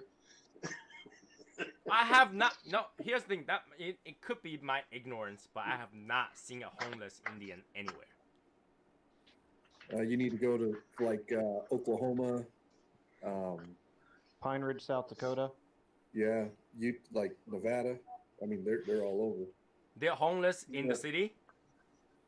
There's lots of homeless Indians. Dude, if you go to the reservation, you will see some very poor Indians. Now educate me here. Couldn't they just go to their preservation land and just build a place there, stay? It's not the same though. It's just very, very run down, poor. I don't even know how to explain it. I mean, yeah, it's on their land, but I mean, they have their own police department and everything. Their own police department can overrun the state police. I mean, that's how powerful they are. Yeah, isn't that So yeah, there's benefit. Well, yeah, every country, it doesn't matter where it is, there's gotta be poor people. I know what I'm saying is they're poor, have about the same money to build something as the bums under the bridge. They have to, build a cardboard box because. But they can still, that's the thing. If by choice, they could still live in their preservation land and no issues. Right. Well, okay, but what about this? Yeah, you can build on your reservation, provided the res council lets you do it, right? And provided that you have the money to actually buy the materials to do it. Well, nature. Chop down the freaking trees and go at it. No, I want you doing that. No, if you think of this, okay, I'm here. I cannot just go out there and go to a random land and build my house on there without the government says you need to pay something for it. Well, no, right. You gotta be Native American. What I'm saying is that they may not be able to do stuff even on their own reservation because the council is like, no, screw you, man. The council is their government. I mean, okay, even the Indians got government. It's just the Indian government. Right, but So- at the same time, they're allowed. You know, they have way to do it. At the same, You they have talking- their here. They got their council, and at the same time, they also get U.S. benefits without paying any tax. Yeah, but most of them can't afford to even use those benefits. If you don't pay taxes, you're not getting any U.S. benefits either. So As a Native American, you get automatic U.S. benefits. Yeah, but a lot of them, I'm just from what I've seen and you know, growing up around them, you know, a lot of them don't want to even do anything. Not do anything. I take that back. So, because not all of them are like that, but I want to call them Native Americans instead of Indians. But they you know, they'd rather just be on their reservation getting drunk and, you know, just living in poverty. That's But just that is a choice, though. That is a choice. Yeah, it is a choice. Yeah, that's a choice. That's different, right? They At the can same time, they a lot can of them they don't can know go any fill better. they can fill you know, low income and all that stuff, and they will get assistance. Yeah, but I don't know if it, you know, they don't know any better. You know what I mean? Because they don't want to leave their tribes. They don't want to leave their land because they're in a blanket. They're in a bubble. You know, they're kind of protected. But So- that's a like almost like a religious choice, right? So that is a choice. I know, So but I'm not saying that U.S. I mean the early, you know, people come over and take the land was right, you know. I mean, but then again, you gotta know, you know, war and all that stuff is only fair back in the days, right? No, but I think that you know what you said brings a big part of the problem. You know, is that probably most non-Native Americans think that the Indians got it so good. Well, I'm not Right. saying the Indian got it so good. I'm saying that they did get compensation and they do have something. I mean, I'm saying that a lot of them. I know, but what I'm saying is a lot of people just kind of take that and say, well, you know, they got more than I got when they, you know, you go over there and look at it. I mean, if you think they of this don't. way, when Japan overtake Taiwan, did Taiwanese people got anything? Nothing. It's like it's almost like seeing, you know, China's communist, which means that basically, you know, their people are taken care of too. So all of their, you know, there's no poor Chinese. There shouldn't be. That Every is not Chinese true. gets a house. That is not true. Every Communism. Chinese got to work. Communism only protects two things. You got clothing, and you got food. It doesn't guarantee it doesn't guarantee living. Okay, they guarantee you to have food and clothing. That's the only thing that Chinese communists guarantee you to have. But see, now you're getting the point, though, because basically the Native Americans are in the same boat as those Chinese people. No, but then the Native Americans guarantee their land. No, the tribe is guared their land. There is no one single Native Well, yeah, they guarantee American your Indian tribe, but then you know you gotta work with your tribe, right? guaranteed But you're not Yeah, getting there's my a point. The valid point point is that that- even let's say if U.S. never came over, all right, those people will happen the same thing, right? They still had to follow whatever the tribe is. Oh, But the yeah. fact that U.S. people came over, their tribe got more powerful. Certain tribe got more powerful, got more rich, right? So that's a different story. I mean, the point is that they got compensated for how that compensation trickled down. That will happen the same with or without U.S. Right. Yeah, they have their own disputes between tribes. Don't get me wrong Yeah. there. I mean, yes, you do have the more wealthy tribes than others by far. All right. So you know if and then here's John Corona just said they have the first right to fish and hunt before anybody else during the fishing and hunting season. So they did get a lot of benefit. How that benefit was being utilized is up to individuals. Right? It's up to Right, individuals. but even that, I mean, that's very minimal compared to what we have. You know what I mean? They don't have to pay for hunting and fishing and any of that like we do. But I mean, what is that to them? I mean, to them, that's their livelihood. That's how they survive most of Let's just put it in an educated way, okay? I'm not saying that everybody have this particular idea, but any of the Indian can go out there to a finance company and say, "Finance me, I want to open a casino," and they will probably No. get money. I don't think so. Any, You any gotta have tribal council can do that, but not any Indian. No, any Indian can own a casino. You don't do nothing in an Indian tribe without the council. Well, you can just say, I'm not going to be part of this freaking tribe anymore. That's the choice. No, but you're still and Indian. So you're not going to be any part of our treaty anymore either. That's the problem. Yeah. You're born into Indian native. You cannot be changed. You can't just say, I'm not a Chinese citizen anymore. I'm no longer Chinese. That doesn't change that way in the U.S. law. Tony, let's play that out there, okay? So they go in and they sign on the dotted line. They're gonna get funding for a casino. Where the hell are they gonna put it? Well, that's based on the money, right? With the funding here. If you got money, you can find a place to build one. No, where are they going to put it? Huh? Where are they going to put that? Where are they going to put that casino? Because the tribal council is the one that's going to decide where that they're allowed to put that casino. But we're talking about federal law here. You think that it's just all hypothetical, okay? Let's just put it all in hypothetical because obviously I don't know if that's possible, okay? But if one person just go to Donald Trump and says, "Hey, let's be a partner. I'll open a casino. You fund the money for me." You think Donald Trump's gonna go? No, we can't. We can't find a place for it. Yeah, I think that's what Donald Trump's gonna say. Because Donald Trump wanted to own a casino, but he couldn't find a Native American to do it. Those Indians are not gonna. Those Indian councils are not gonna give us, free up the land. Oh no, trust me, they don't want. Yeah, they don't want somebody else besides control. But that's the thing. You don't have to build a casino within a Native American owned land. Yeah, but if you're going to get all the taxes and all the write-offs and stuff, that's what you would want to do. It has to be on the reservation, of course. Right.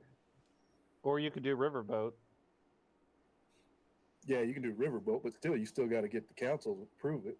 No, trust me, it's a whole other government. It is a whole deal, man. No, let's just separate that, okay? Let's separate that to let's say if that's a problem. Let's say if I'm a Native American, I'm gonna go find a way, right? You're saying that I cannot go there and start a new tribe? No, you cannot start a new tribe. Well, you can, Tony, but you only get about 150 members. Hey, if I got no, that's the thing. And a handful will leave and not say goodbye. But that's the thing, though. If I keep leaving without posting. If I can start a casino for Shadow Smoke's Legion where everybody's a shareholder automatically, I think that no one will leave. I think you misconstrue the treaties that the United States made with the Indians. They made the treaties with tribes. So right, but the Indian, benefit is to Native American. You don't really have to define a tribe. You so long as you're Native American, you get the benefit. No, you don't. That's the problem. You don't really get the benefit because you got to be part of a tribe that actually has some part of those benefits. And you know what? Let me Google this. Let me Google this. I don't think that's the case. Yeah, it is. You're going to be in for a rude awakening there. All right, guys, I'm about to head out. All right, Martin. We have learned that Google is non-biased. We have learned that.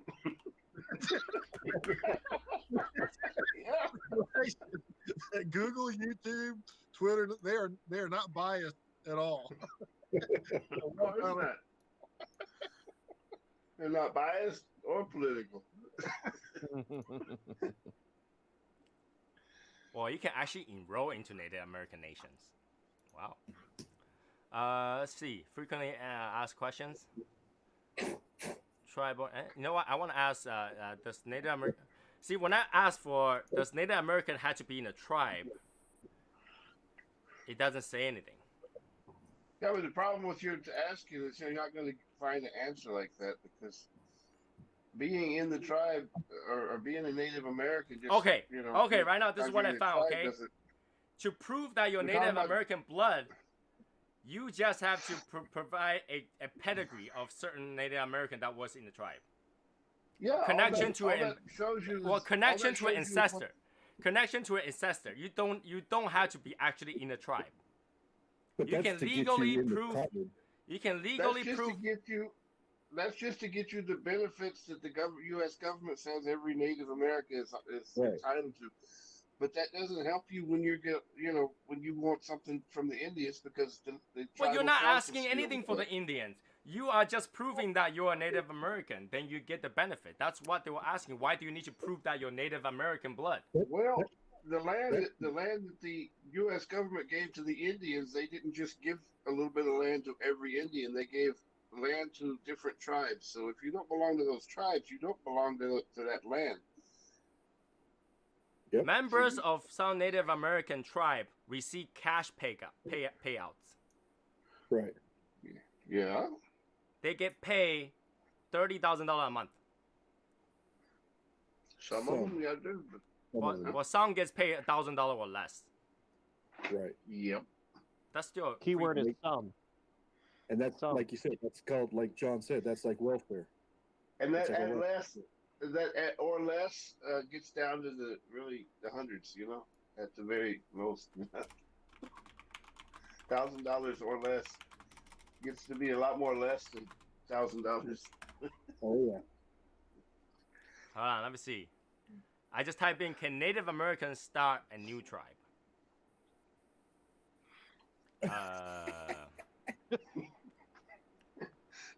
Might as well type in bleaker fluid while you're at it.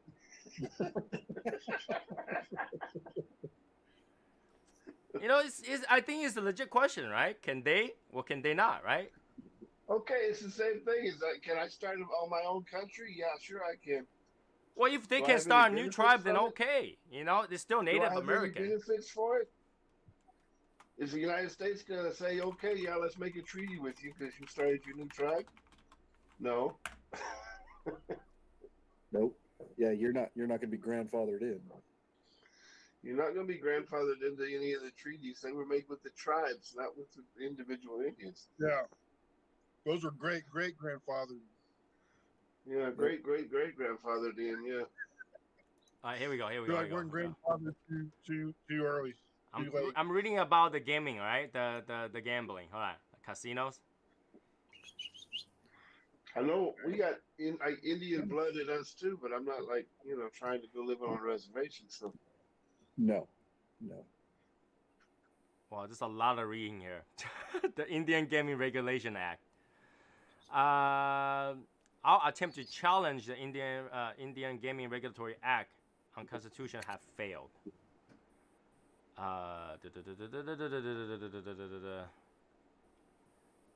They have to be in the tri-state compact, so only 3 states recognize that you can do it. Hold on.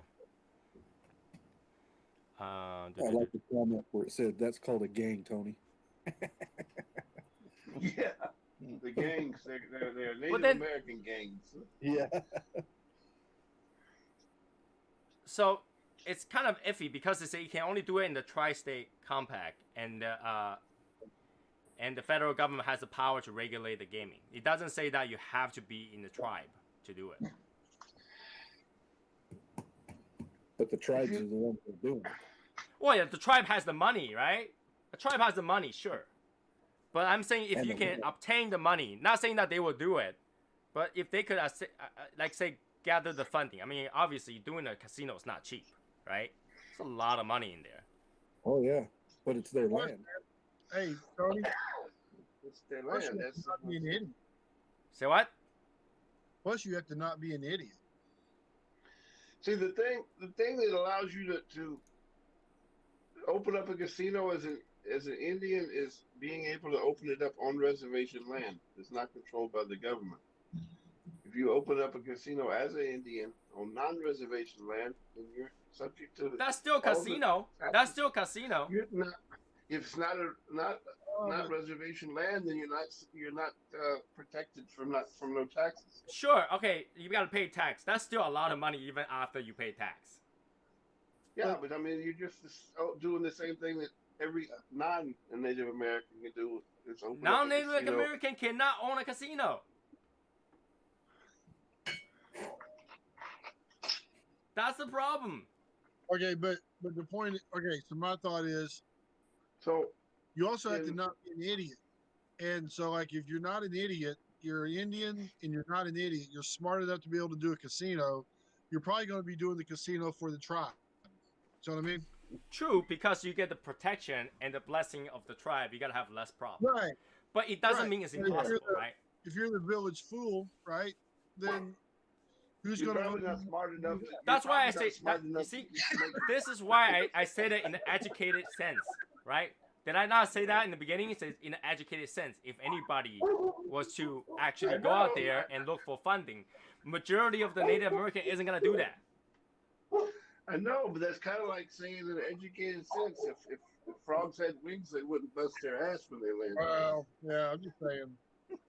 In an educated sense, now, of course.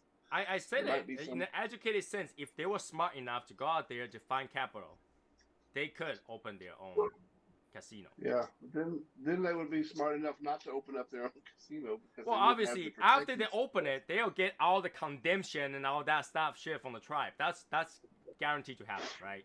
But doesn't mean And it's I impossible. don't believe that you can that even an Indian can open up a casino outside of a reservation. That I don't know. I mean, based on what I read, they didn't say that Because has to be in the because- reservation land. Well, here's Because why it's I not like they say Indians have the right. The U.S. government didn't give the Indians the right to open up casinos.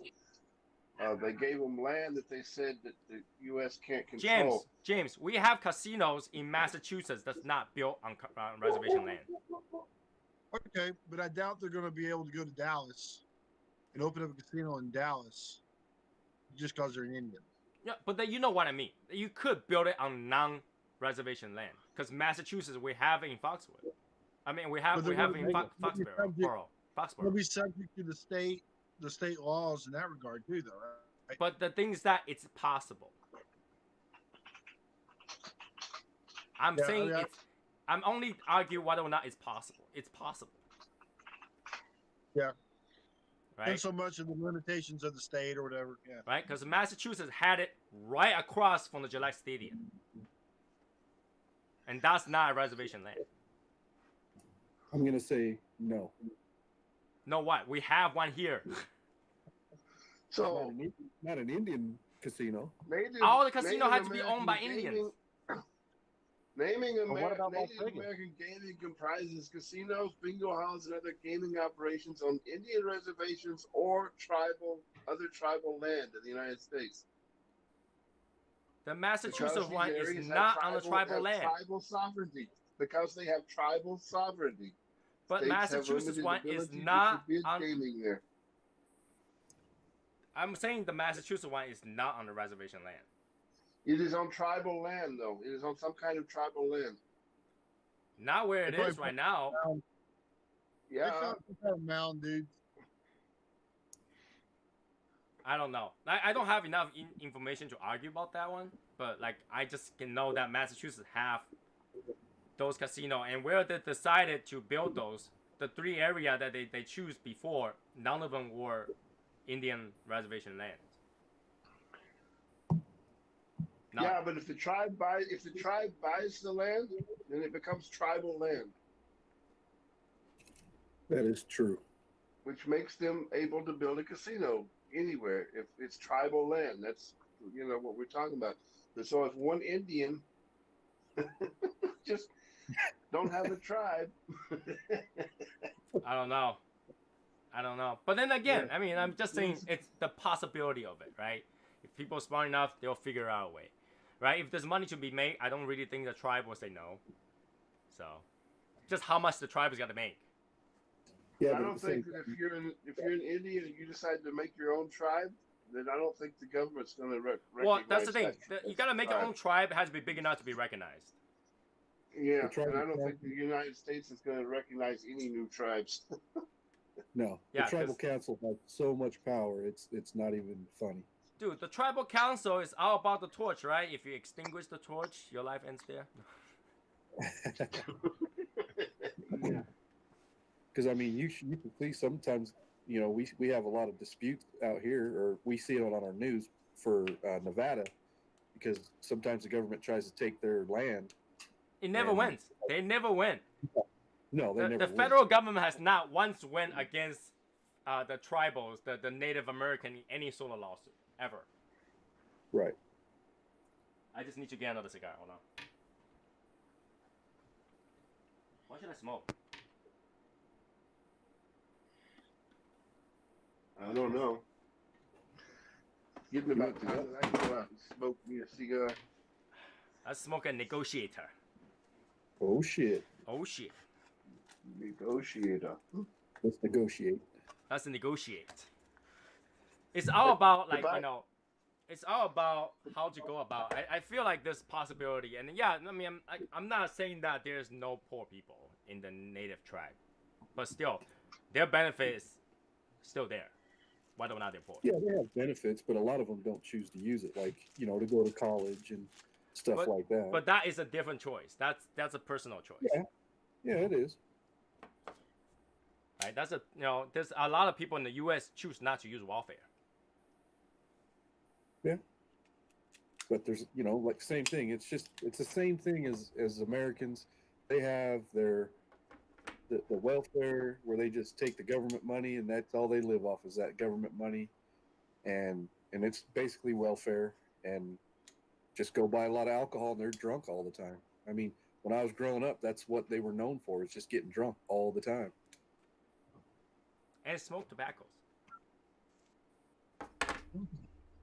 So yeah, What's that? and smoke tobaccos. Oh yeah, yeah. Drink and smoke. Well, I mean, I don't know. I really don't know how Native American lives because I don't have not even one Native American friend. I don't see them a lot. I don't see them a lot. Okay, so here's another good one. And you live around this, the Amish, man. What about the Amish?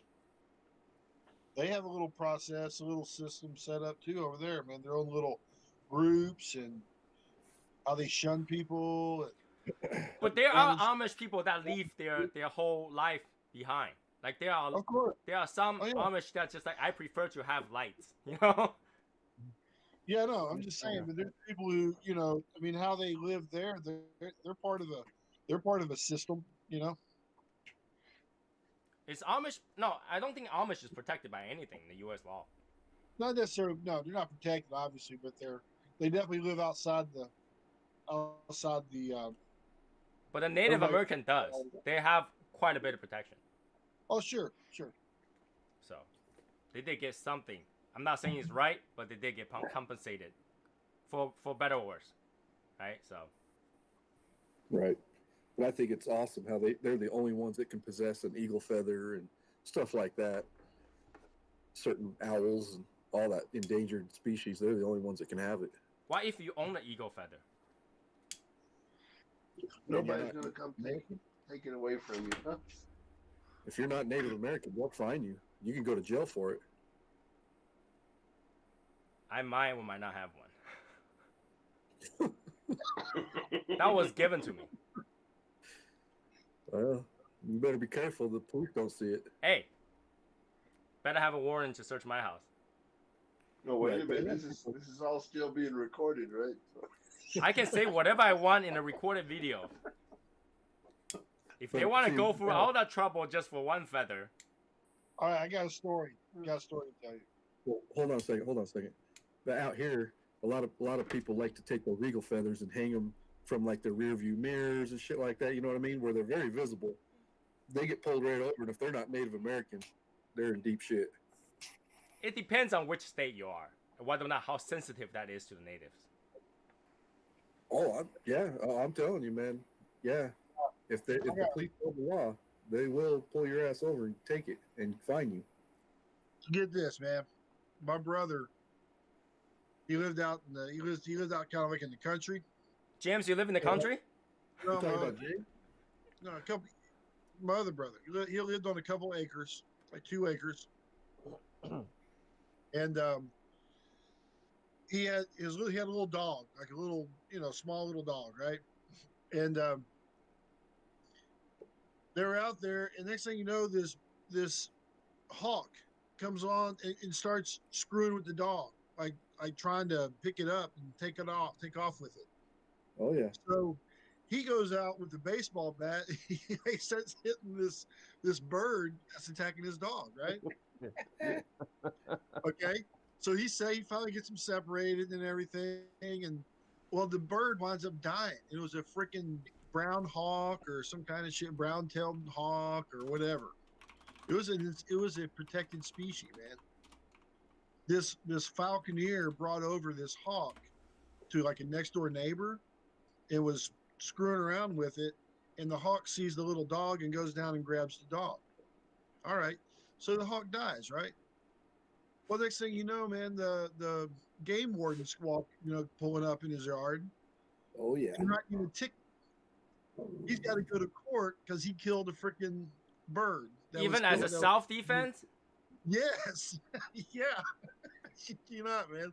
He had to go to court and he was on the hook for whether or not he could get like fined and even go to jail for that. Yeah, it's a protected bird, protected animal. Now I just read this thing, how to own an eagle feather. It says that the first person who owned that eagle feather must permit to own and receive the eagle feather, but it was given to me. So. Yeah. I don't know. Anyway, so he went to court with the whole thing, and the judge got pissed off at the falconer for even making that situation possible. That like you shouldn't have brought the freaking eagle or the hawk over and all that kind of thing. So he didn't get in trouble over it, but he was still subject to it. He was still like had to go through the whole mess of it. But he did got away with it. And the warden, and the game warden was not happy about writing the ticket either. He's like, I got to do this because it's my, blah blah blah. Yeah. Yep. No. Protected bird, man. I don't even know. Like, how would you like? Oh, okay. Wait a minute. That's a brown-tailed hawk. How would you even know that? Right. Even if you find a dead bald eagle on the side of the road, you cannot pick it up. But here we're talking about bald eagle. What if there's plenty of different versions of eagles? Right. Well, I'm just saying. I just said bald eagle. How much you want to bet, Tony, that every single freaking one of them is like protected? How much you want to bet? Oh yeah, every single. Yeah. And besides that, my brother could have just got a smarter dog. Or just let that dog go and get a smarter. Yeah, let it go. They get it differently. By the way, I want to say hi to Mike Clark. Mike Clark joined us today. Mike Clark, what's up, man? We were actually talking about your ashtrays earlier. Mm-hmm. What's up, Mike? Yeah, I don't know. I didn't even know possess an eagle of any sort of feather is a crime. But I kind of wish we would have used the turkey as our national bird. But then we eat turkey. That's a problem.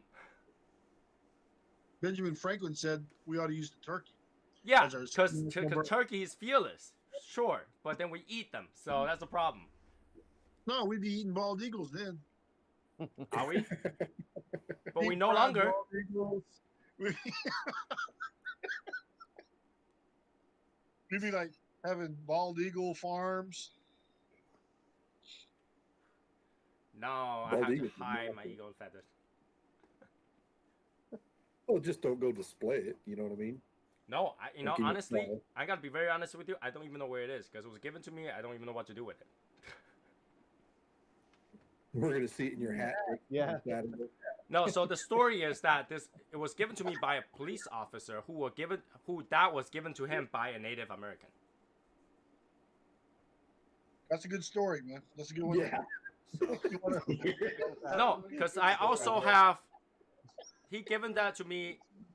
Also, he have given to me a Native American arrowhead. I thought you were up. I'm sorry. He also gave me an arrowhead from the Native American. Yeah, you can have the arrowheads, the feather. Well, he gave me both. He's like, I received these things from the Native American as token of friendship. I would like to give it to you as token of friendship. I was like, okay. The arrowhead killed the eagle? I don't know. Yeah. I don't know. That arrowhead looks like. That arrowhead is a stone arrowhead, so I don't think he actually killed the eagle. Well, the guy only said that, because of friendship and all that, because he didn't really want to tell you the truth. That I think the police are on to me now. I need to get rid of this fucking But feather. hey, for them to arrest me to for it, they'll unload have it. to find it. So good luck finding it because I don't even know where it is right now. I need to unload this damn feather before I get.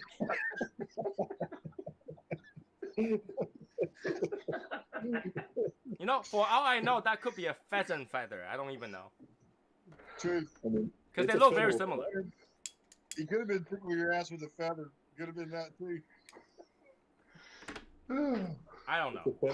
I don't know. Crime. Problem with I just YouTube is wonder that what this kind is of on there. feathers they actually use to make those authentic Indian headdresses now. But see, you see, like they have so much benefits that people don't even know is against the law to do. Right? So much benefits. I think we consider a lot of things benefits because it's possible, and Well, I think it's only a benefit if it's if something if it's is possible to certain people, that's a benefit. Yeah, I'll tell you what. We had food. Like when I was in the military, we had benefits. We had like housing benefits. We had food benefits. We had healthcare benefits. Yeah. Well, the thing is that just because it's benefit, it doesn't mean it's a good thing, right? Just because it's benefit doesn't mean it's a good benefit, right? It's benefit. I didn't say it's great benefit. I'm just saying it's benefit. Wasn't those good benefits, James? Yeah, they were great benefits. I'm telling you.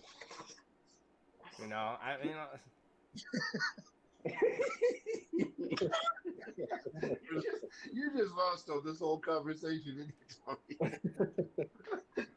I didn't know there was something to win. Was there a prize? I think you got the prize, man. You got the prize. I don't know. For sure. I don't know. John Corona earlier said, "Too bad we don't have such thing as Amish cigar." I think there is one. We know that there are kosher cigars. Huh? There is Amish cigar, right? Well, but I think Amish don't smoke and drink. That's the problem, right? Oh, I don't think I have a problem with smoking and drinking. There's Amish humidor. Tobacco. It would make sense. Okay, here we go. Ready. They just do it to candlelight. I mean, There is Amish tobacco and Amish humidors. So technically, there could be Amish cigars if it's Amish tobacco, right? Mm-hmm. Tobacco farming among the Amish are clearly declining, he says. But there is. So that technically there are Amish cigars. It's just that we don't classify as that. Yeah, they don't put no bands on them. But there is Amish humidor. For all we know, those are the short stack. Oh, here we go. There is a place, and maybe the only place on the internet called Ricardo's Pennsylvania Amish Cigar Shop, which sells Amish cigars. So there is Amish cigars. Wow. We should go in on a box of those. There you go. Something real fine right there. Amish cigars. There it is.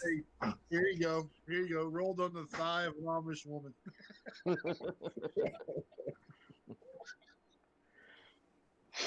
Without any power tool, so it has to be hand rolled. Right? They have to be hand rolled, nicely rolled. No electricity, no power tools. You know, I am not saying that it wouldn't be a bad way to live in certain aspect. So Right? the horse and buggy thing just ain't gonna cut it for me. But, yeah, I'm telling you. But some people preferred it. Right? You know, think about horse. Like horse are rich people thing, you know, but they ride horses. Yeah, until you having to ride that damn thing back and forth. Some people like it though. Telling you, my horse and buggy is going to be a fucking dune buggy with a lot of horsepower. Mike, I mean, they don't smoke. How would they know the cigar is good? I don't know, because maybe they have someone else smoke it and say, is it good? You know? I mean, they do make a lot of stuff they don't use themselves. Right? I thought the Amish smoked pipe. Amish built a lot of stuff. Amish people build fireplaces, electric fireplaces that they don't use. They don't know if it's good. They just built it. right? I have electric. I bought electric fireplace that's made by Amish before. The Amish people build a lot of great stuff. Their stuff lasts a long time though. Their stuff does last a long time. Oh yeah. Ooh, getting cold outside. You know, today is so cold in the basement. I had the heater on for 3 hours, and when I came down, it was only 62 degrees.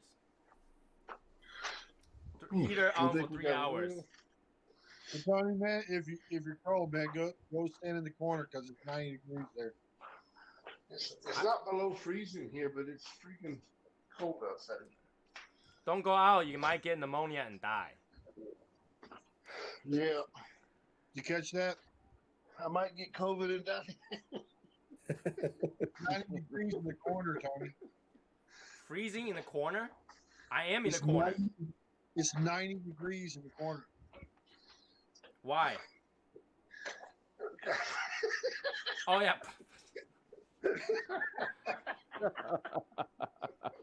What if my corner is rounded? Well, you know, they could be, it could still be 90. Yeah. Quarter circle? Yeah, but a corner could be less quarter than circle. No, corner of a circle could be less than 90 degrees. Because it doesn't have that angle. No, it'd be a quarter of a circle. Quarter circle is 90 degrees. Hey, did it happen to say how much those Amish cigars cost? No, it didn't. No, corner of a circle, because it doesn't have a complete angle, it cannot be 90 degrees. Well, as long as the walls are coming out at 90 degrees, it doesn't matter if it's round. But you wouldn't have that angle. You wouldn't have that angle. You will swoop off, so you're missing this angle. You swoop off. It's still going to be more than 62, brother. Looks like Matt finally found something else. New cigars he needs to order. No, it's not. Cigars.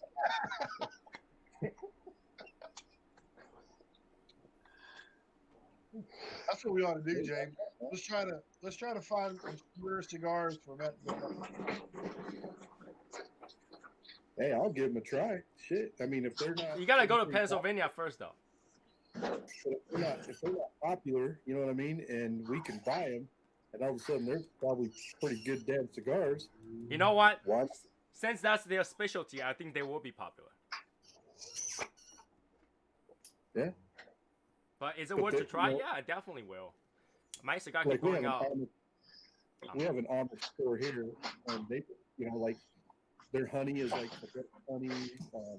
They have a lot of great stuff in there.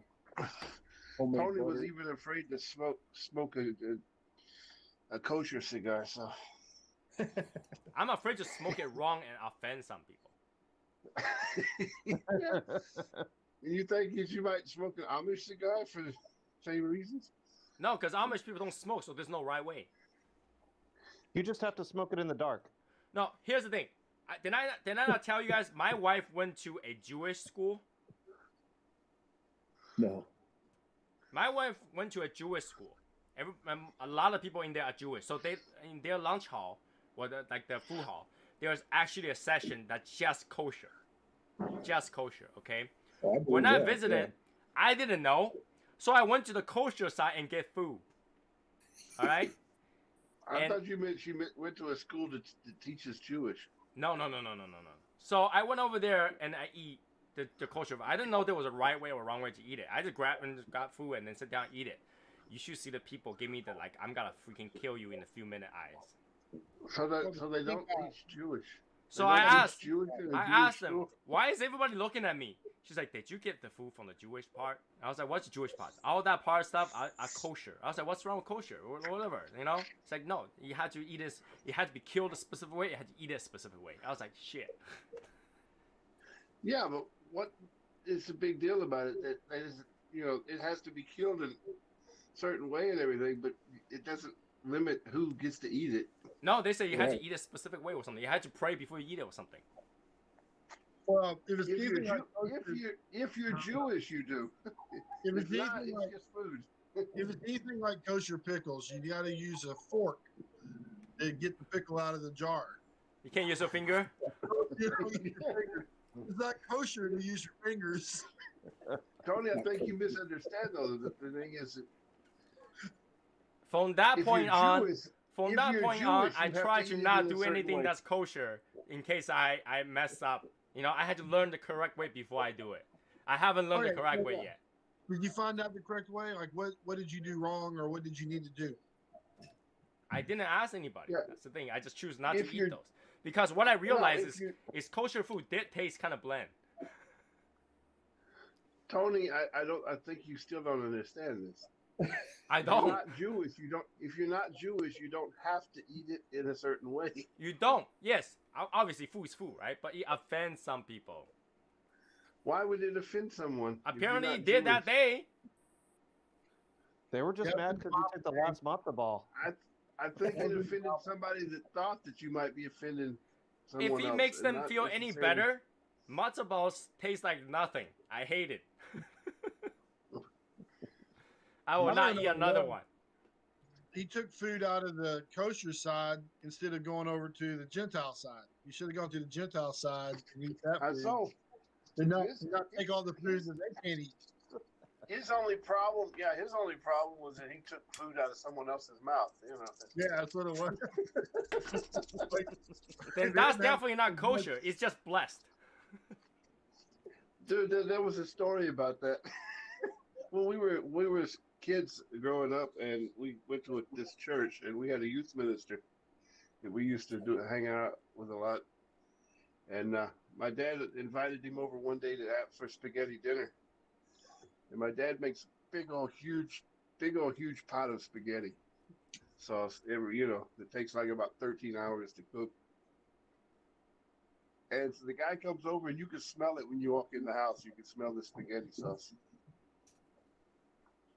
And we all get around the table. We sit there, and the guy was just about to take his first bite. And my dad says, "But I just want you to know that every bite you take is one bite out of my kid's mouth." Oh, God. That is horrible. Yeah. Oh God! The look on his face though, because he's just about to put the food in his mouth. My old man had a saying that if you're not at home, you ought to be. Yeah. Yeah, if you're not at home, you ought to be. It's just, like, how do you take that one? That's an interesting, phrase. But That is horrible. Yeah. Now you know where I get it from.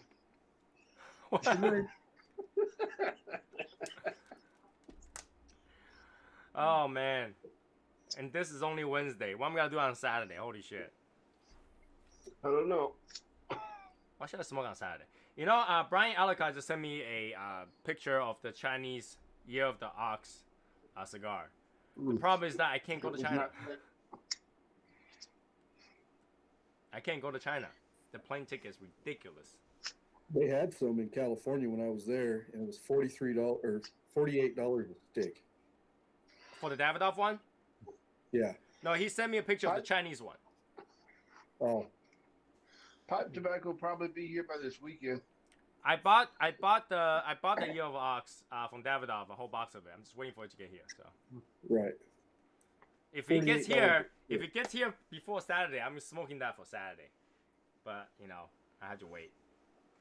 And then like I look into the Placencia one, which is not gonna be released until February.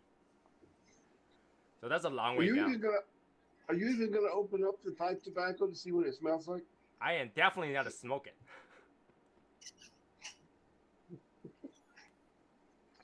Because the Year of the Rat smells amazing. Are you going to smoke it like you smoked the tobacco that you didn't send James?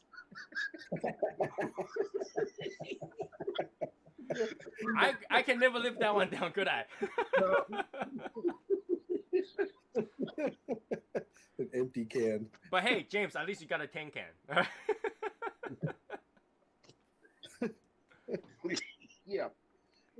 Albert and Martine and them guys drinking my whiskey and smoking my cigars, and you smoke my pipe tobacco. I didn't really get much out of that raffle. You got a hoodie. You got a hoodie and a hat. So Well, the hoodie and the hat I didn't get out of the raffle. that you paid for. No, I didn't pay for the hoodie. That was way. Yeah, he did win that one fair and square. So he did win that one. Yeah. And that wasn't the raffle. That was like a challenge of some sort. Oh, that was That was the Chinese. Yeah, the Chinese picture. Yeah. So and I posted actually what I posted was Japanese, but it still won. Yeah. So a lot. See, that's the thing. I put out so many challenges this week. I don't think anybody did anything of it, but you know, because there's not a lot of people doing it, some people's gonna win more than one prizes.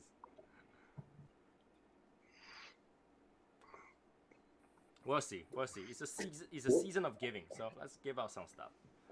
I probably will give out. Huh? I only saw one challenge. What are the random posts on the stream, random posts on the site, our homepage. Also the I'm Here challenge, which I announced last week. When are the cutters supposed to get here? I don't know. Basically, Michael said they already charged the final amount, so they're actually in process. Yeah. So when I give the full amount to Michael, and Michael put down the down payment so that they will order the part, the thing. And once you going through processing, they'll charge the rest.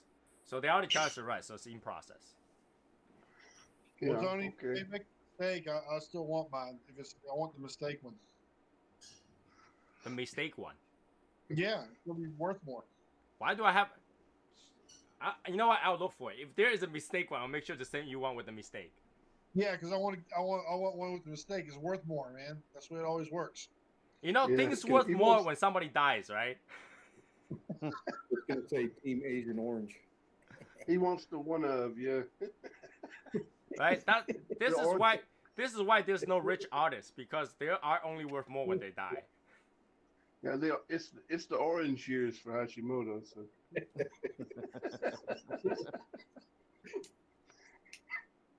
When you write your memoirs, You know, when we go visit Hashimoto, somebody should bring him an orange so that he can peel it, and everybody get that one piece of peel. So when Matt passed away, this is the limited edition Asian Team Orange, original orange peel, the only orange you have ever peeled and eaten. Sell on eBay for $10 million. You smell it. Some people try to sell Xbox Series X on eBay for $23,000. What? Fuck that. No way. There's people selling the PlayStation 5 for almost $1,000. Yeah, they're selling for $23,000. I'm like, get the fuck out of here. Yeah, let me see if I can find it. Xbox Who the hell Series. will spend $23,000 on an Xbox? They want $23,000 for it. Like right now, if I just type it in immediately, the first one to pop up was $1,500. For what? For the Xbox Series X. Yeah, but shit. Those are dumb. All right, right now they still have the $10,000 one, brand new, unopened. $10,000, $12,555, and $8,000. The top three most expensive right now.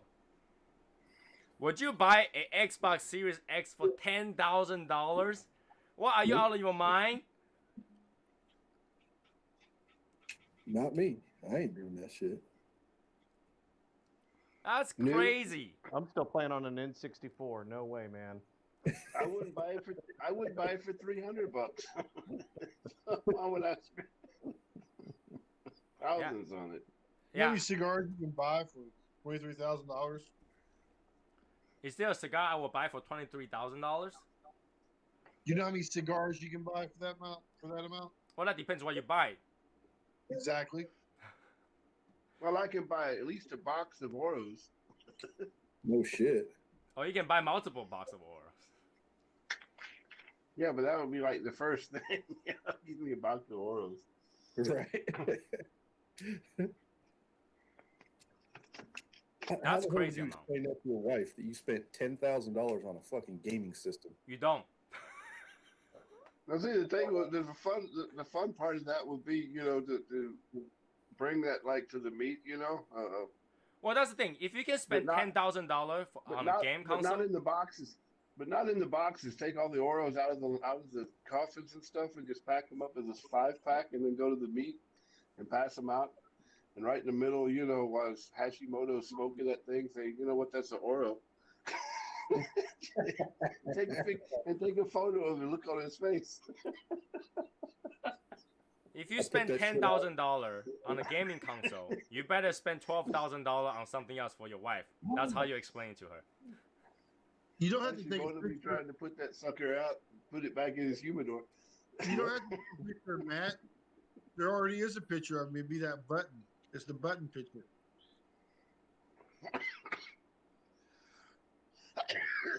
Yep.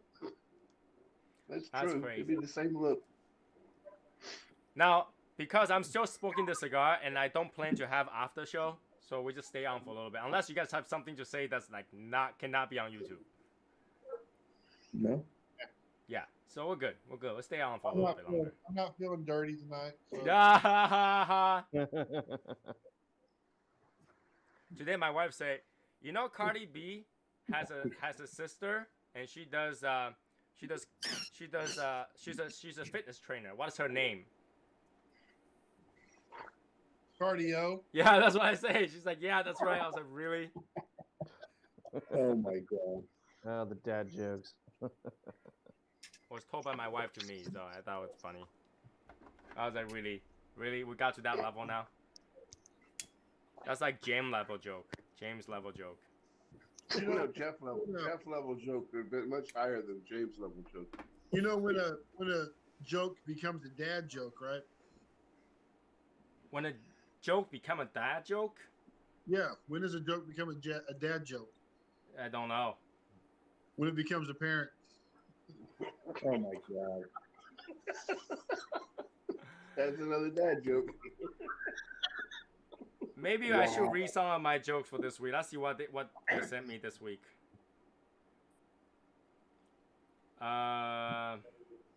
Anything funny? Let's see. Anything funny? No, that's not funny. That's not funny.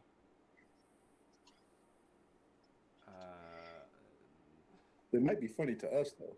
No, but they're like a picture about nothing. Yeah, be careful, Matt, because we tried finding out what some of those things were, and they were really dumb. So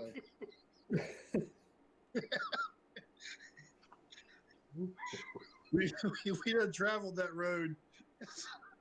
Something like most years, this is the time of the year I make big stinks that Christmas is after Thanksgiving.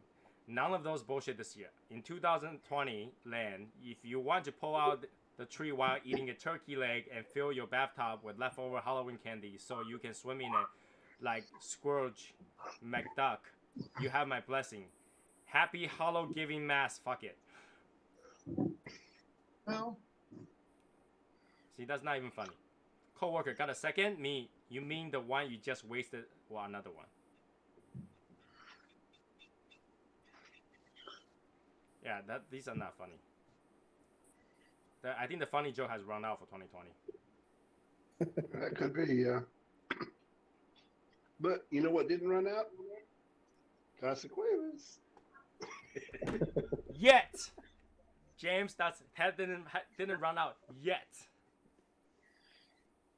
Oh, it's gonna take me a while to smoke all them Consequences that I got. Yet. Takes me a while to smoke 60 cigars. Damn. Well, that's if you smoke the same thing over and over. So I got more than 60 Consequences because I got, most of the box of the La Mandarias. I got the box of Maduros, the box of Naturals, and the box of Habanos. So I got the Ash Queen sticker to send out today, and I had to figure out how to send it to Jeff because he's moving. Well, I don't have his address either. You just send it to me. But you're like 3 hours away from him. Well, actually, that's still close. Well, that's still a hell of a lot closer than you are. I could do that. When I send over the cutter, I'll send it together. I feel sorry for whoever's got to send me Secret Santa, though. Hopefully nothing crazy. Hopefully nothing crazy.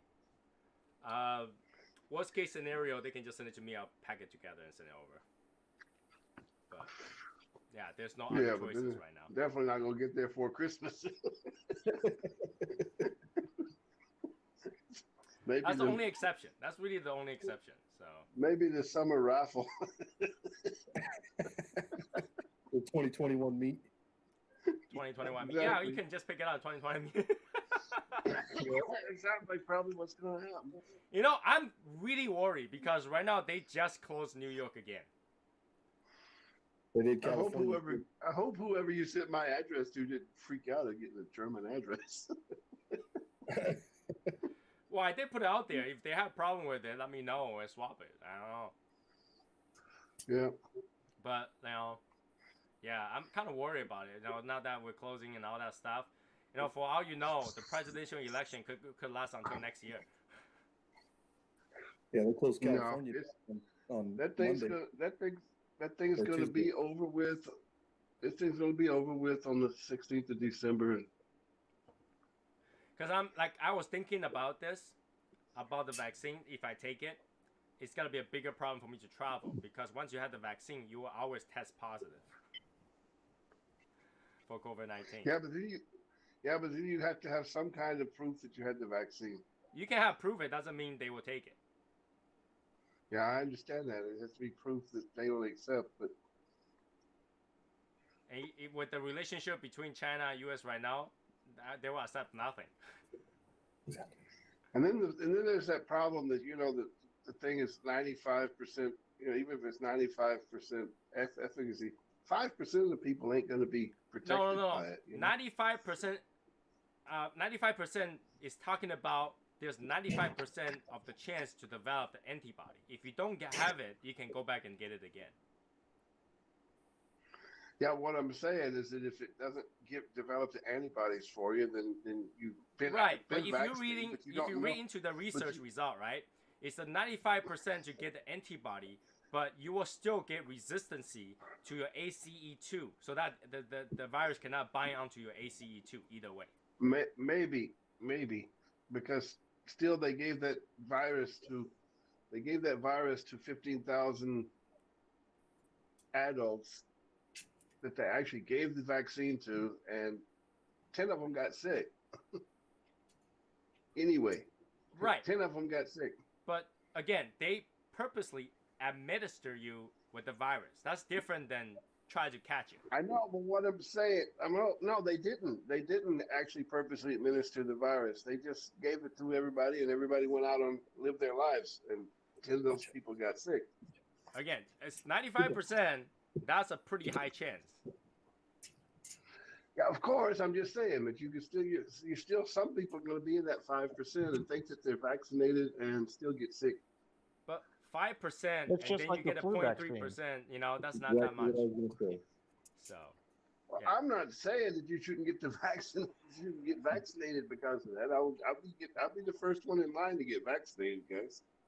I will be the first line in line to get vaccinated, so you can see whether or not I died. No, I'm just saying I'll be getting that vaccination, but like I said, there's still no guarantee that you. Nothing in this world is guaranteed. Come on, nothing in this world is guaranteed. Death and taxes. Huh? Unless you're Native American. This is death. I mean, I usually got the flu after I got the vaccine too. So you're immune anyway. You're immune anyway. I get saying, flu I get flu every season, so I know whether or not I get the shot doesn't matter to me because I will get it anyway. I'm saying is I used to go ahead and get the flu shot, but then I would always get sick after I got the flu shots. No, people mistaken that whether or not they'll get sick. You will get sick even if you get flu shot because your body is reacting and trying to attack that dead virus. No, I don't mean I got sick because of the shot. I mean I got the flu after I got the vaccine. But you don't know. It could be a common cold. And or it could just because you're James. Yeah. Yeah, it could be just because I'm James. Yeah, like the flu virus just flowing around is like, oh, that's James, right? Let's all go. So I don't know. It really depends. It really depends. There's one of those things like unlike the flu, you know, you had to catch COVID-19 from someone else. Flu, you can catch it just for being outside. Period. So you don't have to catch it from someone.